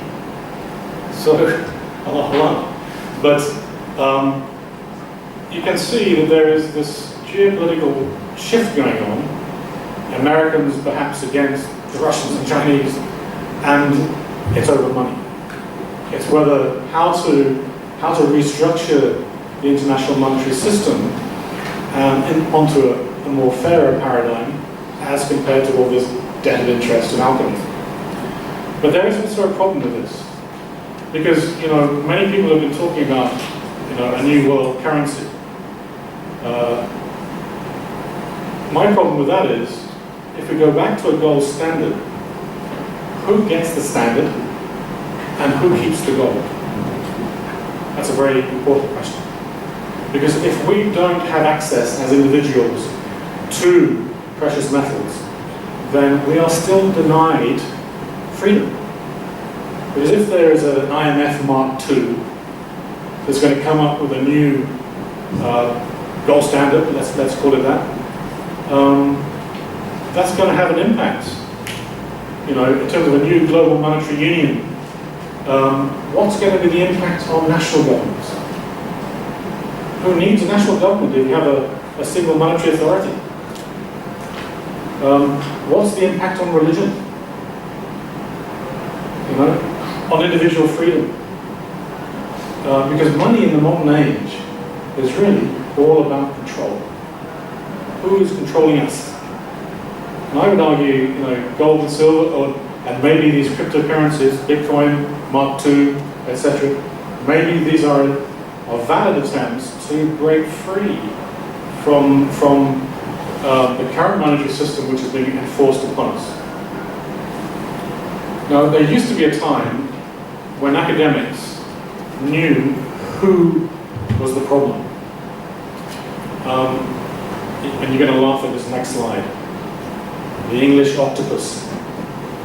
Do you see this? This was written in 1894. And you've got this octopus sitting on England with the name Rothschilds sitting over the top. And all the little tentacles everywhere around the world, including Turkey, including Egypt, including elsewhere. And the story of America and how it fought against the English is very interesting. Because when the Bank of England was set up in 1694, there was a small group of English people who totally rejected the idea of a usurious private central bank. And you know what? They hid it. And they were called the Pilgrim Fathers. And they left England and they set up the American colonies. After 100 years of a riba-free economy, those colonies became very rich. Their GDP had increased a lot. So the British were very unhappy. Rothschild were very unhappy with this. They insisted that you've got to pay the taxes in gold and silver, and we're going to give you paper and debt. The usual formula. The Americans refused. They pushed their tea into the Boston River because they refused to pay the taxes in Anmakud, which was now very scarce. And in 1776, war broke out. The pro-Reba army, the British Empire, lost. And the anti-Reba militia won. And then again in 1815, the British sent 15,000 troops to New Orleans. They were all killed. General Jackson, who won on that day, became President Jackson. He knew very well that a private central bank owned by these guys was more dangerous than any army. And on his tombstone, it says, "I broke the bank." Such was the anti-Reba mentality of Americans throughout the 19th century. And here we have, and this cartoon in the Chicago Daily News is a manifestation. They knew who the problem was.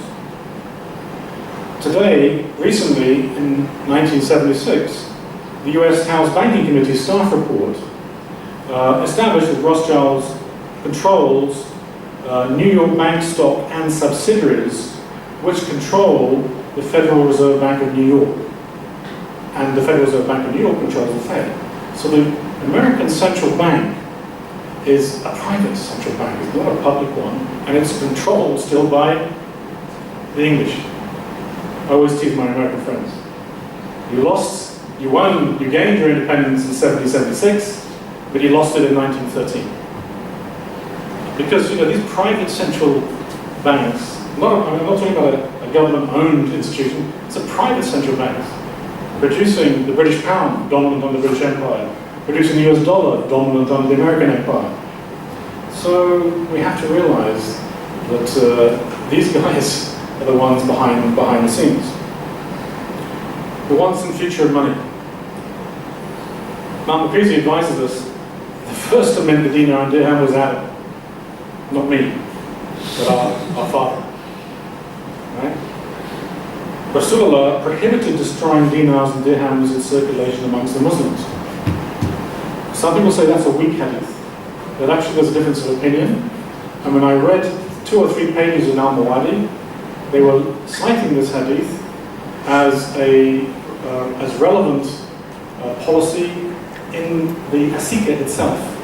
They were insisting that the employees inside the public mint, they don't clip, they don't debase, they don't do anything. And if anybody did, they got seriously punished. Because you need to deliver the precise legal dinar and the legal dirham to the people, because they are basing their Sharia injunctions and their transactions on a high-value currency. So from Adam alayhi salam to the Prophet sallallahu alaihi wasallam, and I think perhaps at some point in the future, these coins are going to be the once and future of money, freely adopted by mankind. Rasulullah sallallahu alaihi wasallam said, a time is certainly coming over mankind in which there will be nothing left which we have used save a dinar and dirham. So Allah, when that's going to be. Definitely not today, maybe not tomorrow, but we certainly need to think about getting out of our current mess. And we're all in this together. Nobody can act superior. As Muslims, for sure, it's our obligation to get rid of the interest rate. So there we go. Nasrun min Allah. Help us from Allah. And it's very relevant when we talk about Jerusalem.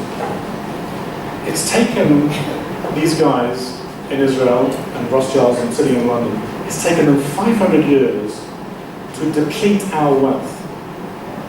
By taking out all of our wealth in our economy so that we are politically, militarily, economically down. But they're close to succeeding. So it's ironic that the caliph that built this building here is the same one that minted these dinars. And today, the Israelis want to destroy us. We need to restore our economic wealth, and we need to think very carefully about it together. Otherwise, we've got a war. And that's part of our obligation to defend Jerusalem. But in the meantime, we have to think carefully at how we can restore our monetary system, how we can improve our financial system. And we can't keep replicating the English banking and monetary model anymore. This has got to go. And we've got to be honest with ourselves. We have to be honest with ourselves to move forward together intelligently and work together. So the big brains of our Sharia scholars, the big brains inside the practitioners, and in academia has to lead. You know, we've been far too long following industry, and we're seeing no progress. So academia has an obligation. Theory supposedly, you know, precedes practice, not the other way around. So we have to think more carefully about our monetary system. That can involve cryptocurrency if it's backed by intrinsic value. So be it. But it's got to be in our hands. It can't be in somebody else's hands. So alhamdulillah, thank you very much for allowing me to share my thoughts on the Islamic currency and various solutions. Thank you. Perhaps we can open up to the floor. Thank you very much, Dr. Adam. The talk was really inspiring and exciting and challenging. And alhamdulillah, we managed to finish exactly at 5 p.m. However, we will open the floor with a question. I guess you have questions, but we will limit it to 3 questions. Before opening the floor, I also have a question, Dr. Adam. I would like to ask about the current new innovations, let's say innovative products of Islamic banks. For example, in Turkey, and here Bank Muamalat started gold accounts. In Turkey, we have curators who come up with 4 new types of gold saving accounts. What is the role of these accounts in regaining the status of gold as a money?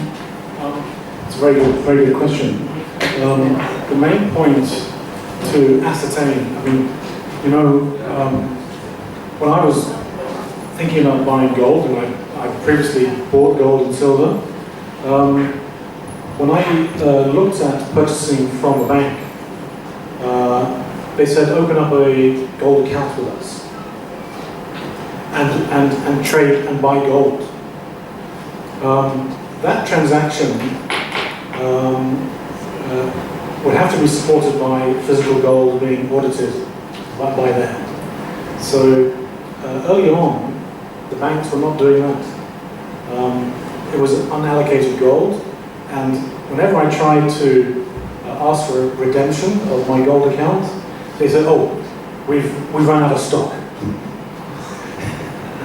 So I think these things are very important. They work, but really we have to make sure that the gold is there. Otherwise, you just buy the coins and put it in a safe deposit box.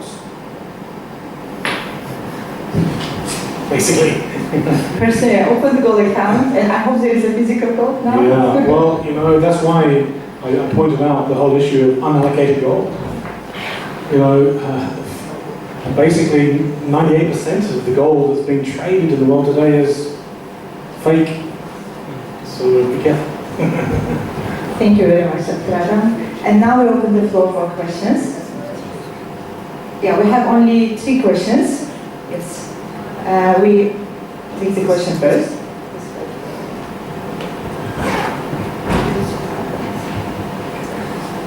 Assalamu alaikum. Thank you very much, Doctor, for this insightful presentation.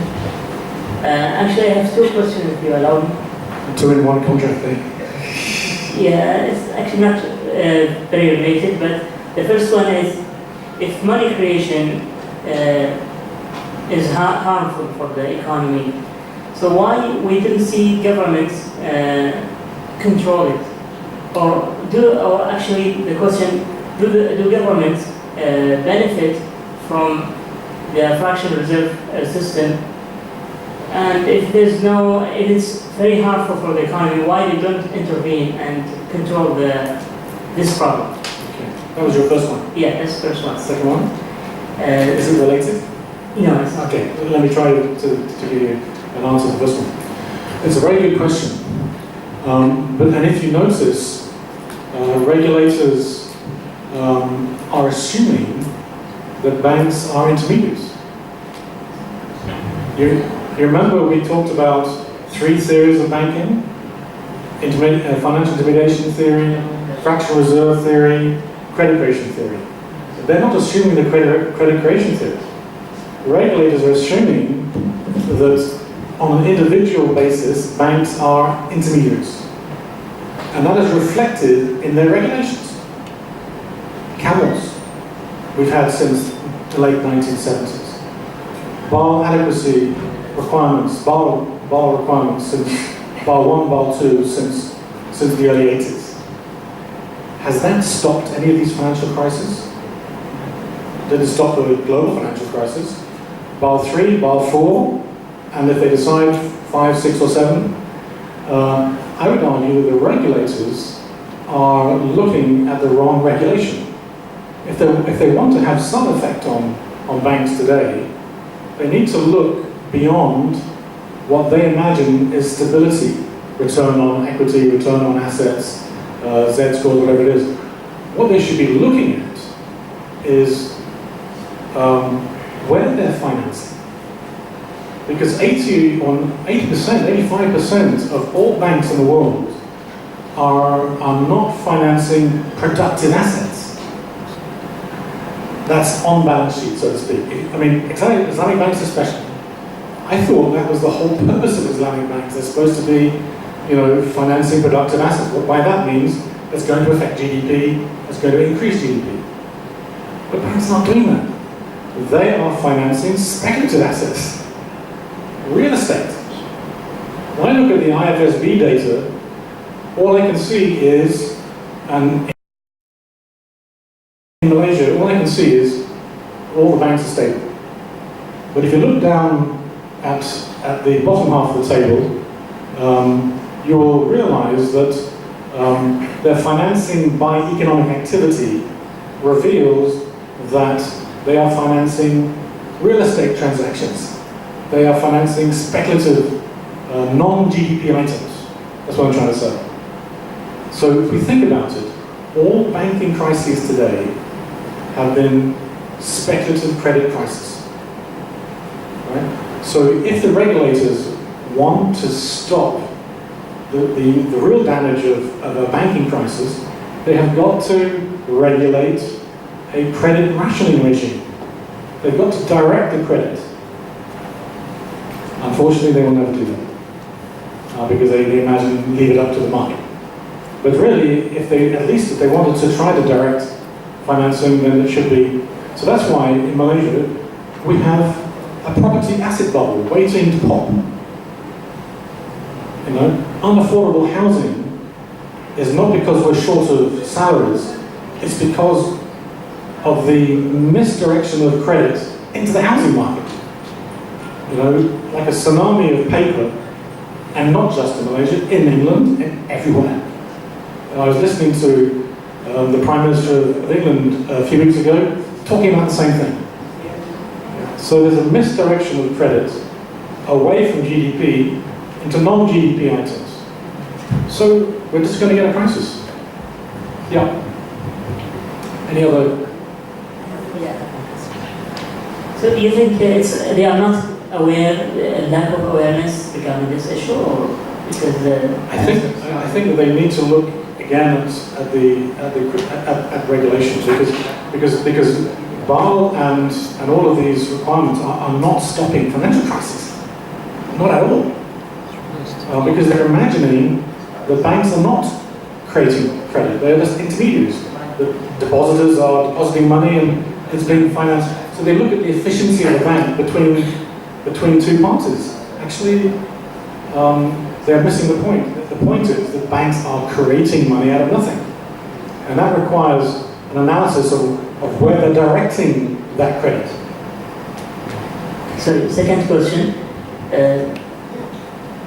We can see that the banking have benefited the economy or the development of the country, as we can see that maybe.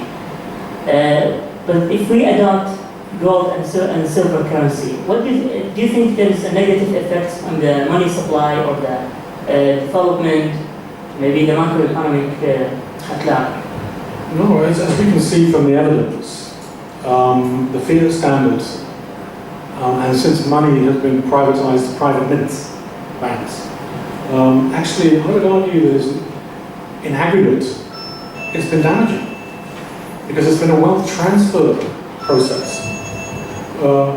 There's an element of development, of course, but in aggregate, how come we're getting poorer?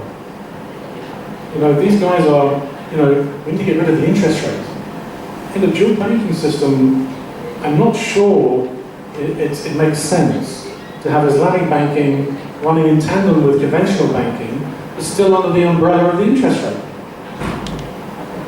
I think we need to, Allah subhanahu wa ta'ala says, zero riba. Now, we can argue, oh, what about the non-Muslims in our... I don't think anybody wants to pay interest.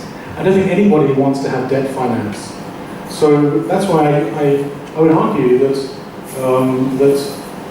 other people in other religions have the same attitude towards being in debt and taking interest. Christians, Jews, they have the same tenets and social issues. We should look at it that way. We've looked at gold and silver. There's plenty of gold and silver about, actually. There's no restriction on money supply from that perspective. The effect would be that we would have no financial charge. Financial charge is a tax.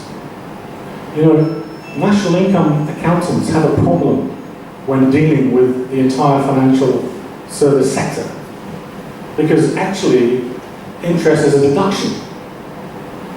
So in reality, the financial service sector should be a deduction from GDP. Why is it being added? Oh, they just say, well, we're employing people, so they just add it. But in fact, how can a nation improve its wealth or improve its ability to pay others if it's charging interest upon itself? So this is why we're getting poorer, is because it's the prevalence of interest in riba, which is actually depreciating the value of our money, it's confiscating our wealth, and it's putting it onto the profit and loss statement of the banks. I would argue the problem is the bank, and always has been. And we need to realize that the mechanics of that, as we've just been talking about, the effect is a massive decline in the loss of value. So we need to restore that value in our medium exchange.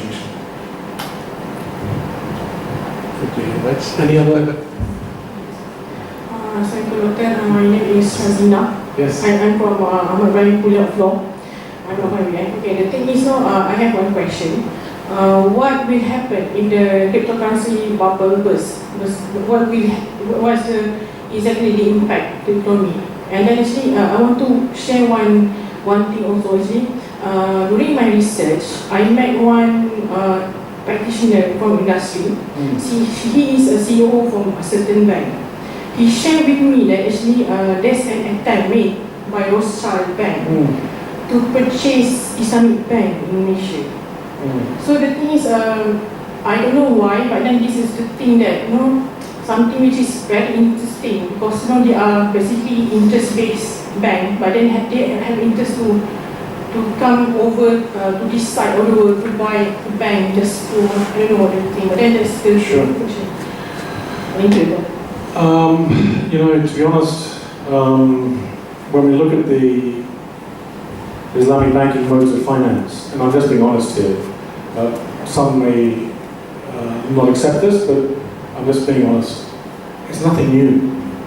800 years ago in Europe, in my country, in the middle of the 13th century, there were writers complaining against the Jews practicing riba by circumventing anti-usury laws by doing simultaneous sales transactions.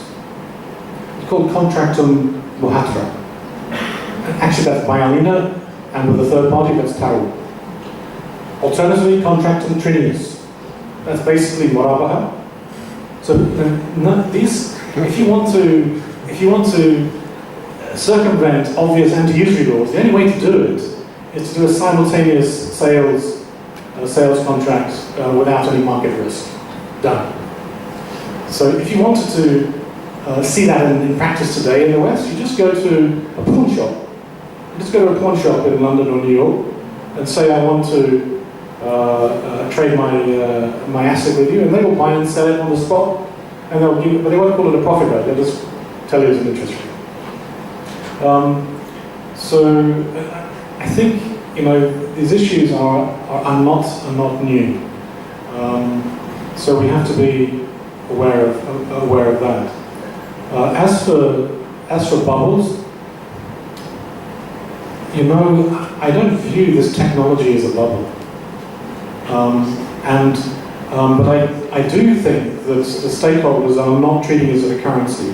They are treating it as an asset. And just like any other asset, they're speculating. So it's gone from 0 to 18,000 in a very quick time. To be honest with you, it may go to 1 million. But be ready for it to go back down to 0. And I would argue the same with fiat currency. When other countries start to trade in gold again, the price of gold is going to double and treble very rapidly.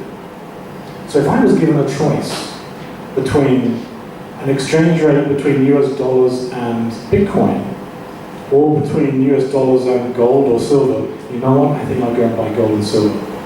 And just put it in a safe deposit box for the time being. Because that's just hedging myself out of darura against some huge macroeconomic turbulence.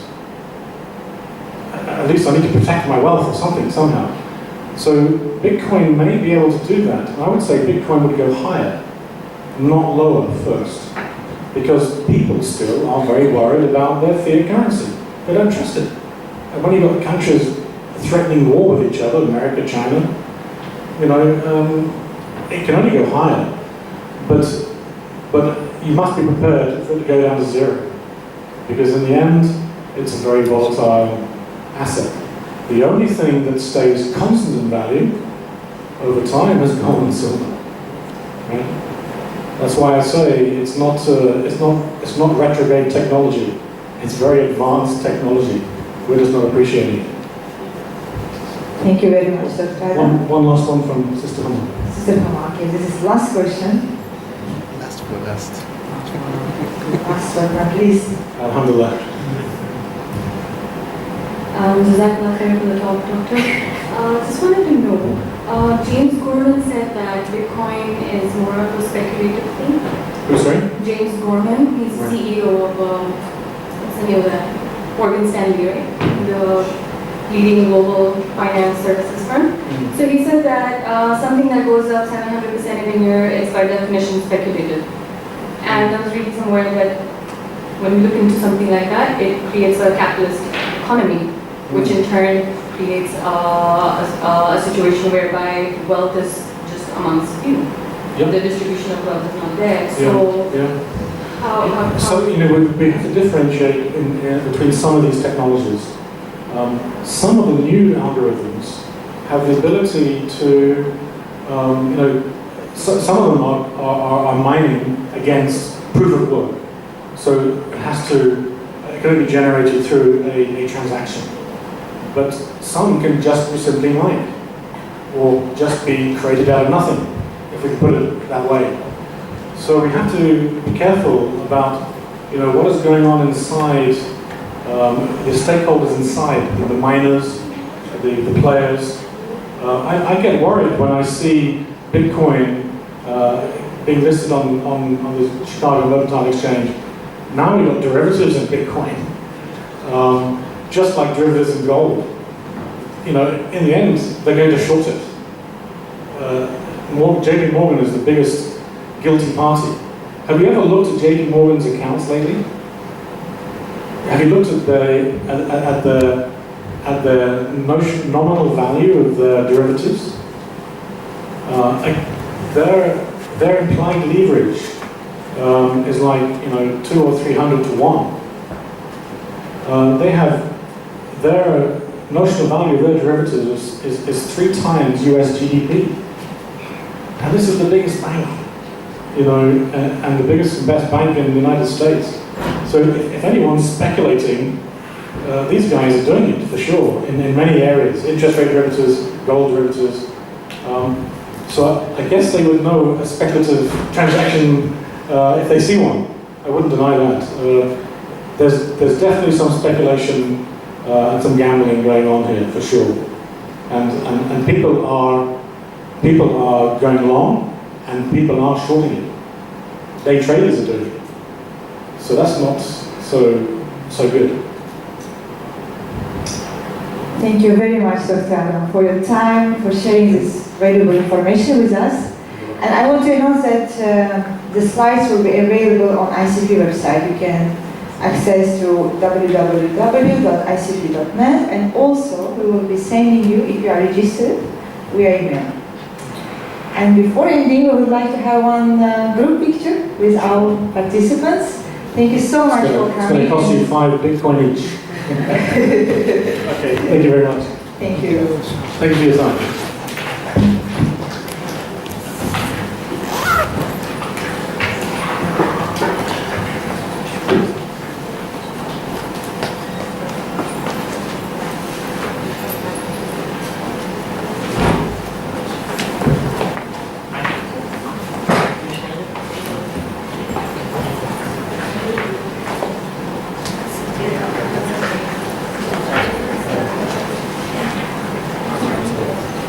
And also the book Islamic Currency is available outside for those who want to purchase today. If you want to purchase another day, it's available in ICP office, College of Economics, level 3, next to the lift. Yes. Okay, guys. Wait for camera. Sisters, please join for the photo.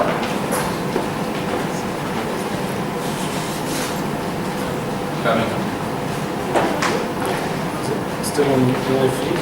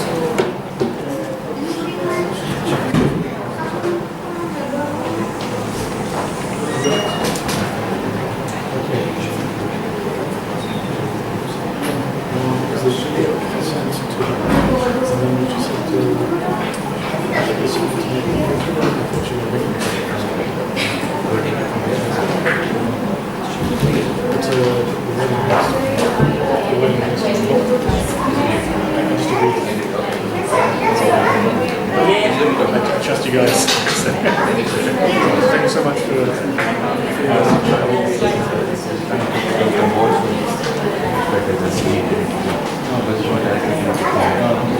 So it was not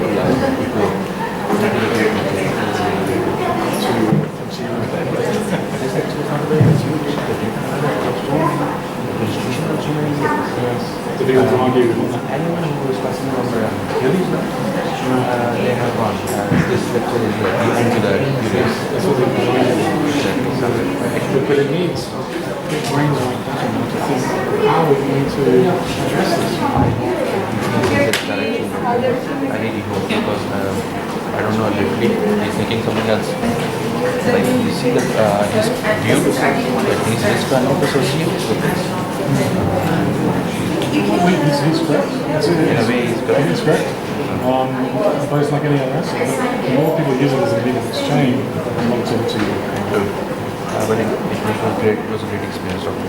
Thank you so much for this. Thanks a lot. Thank you so I'm much. really indebted to you, actually. Thank you so much, sir.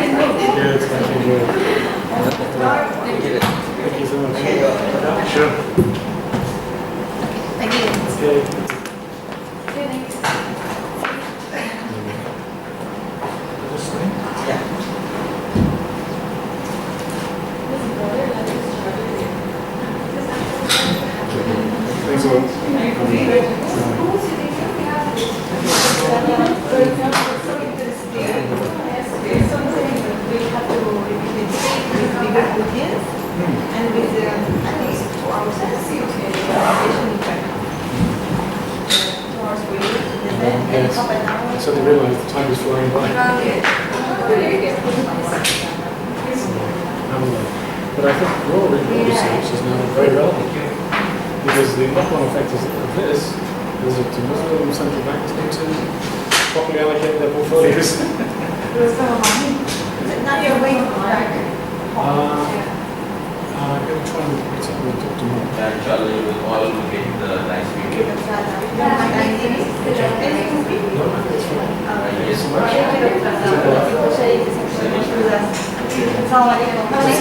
Thank you. It's long weekend. Monday also. Oh, Monday off. Monday we're going to have what you said? Russia going to? Yeah. No, China is starting its yuan oil futures. On Monday. On Monday. Okay.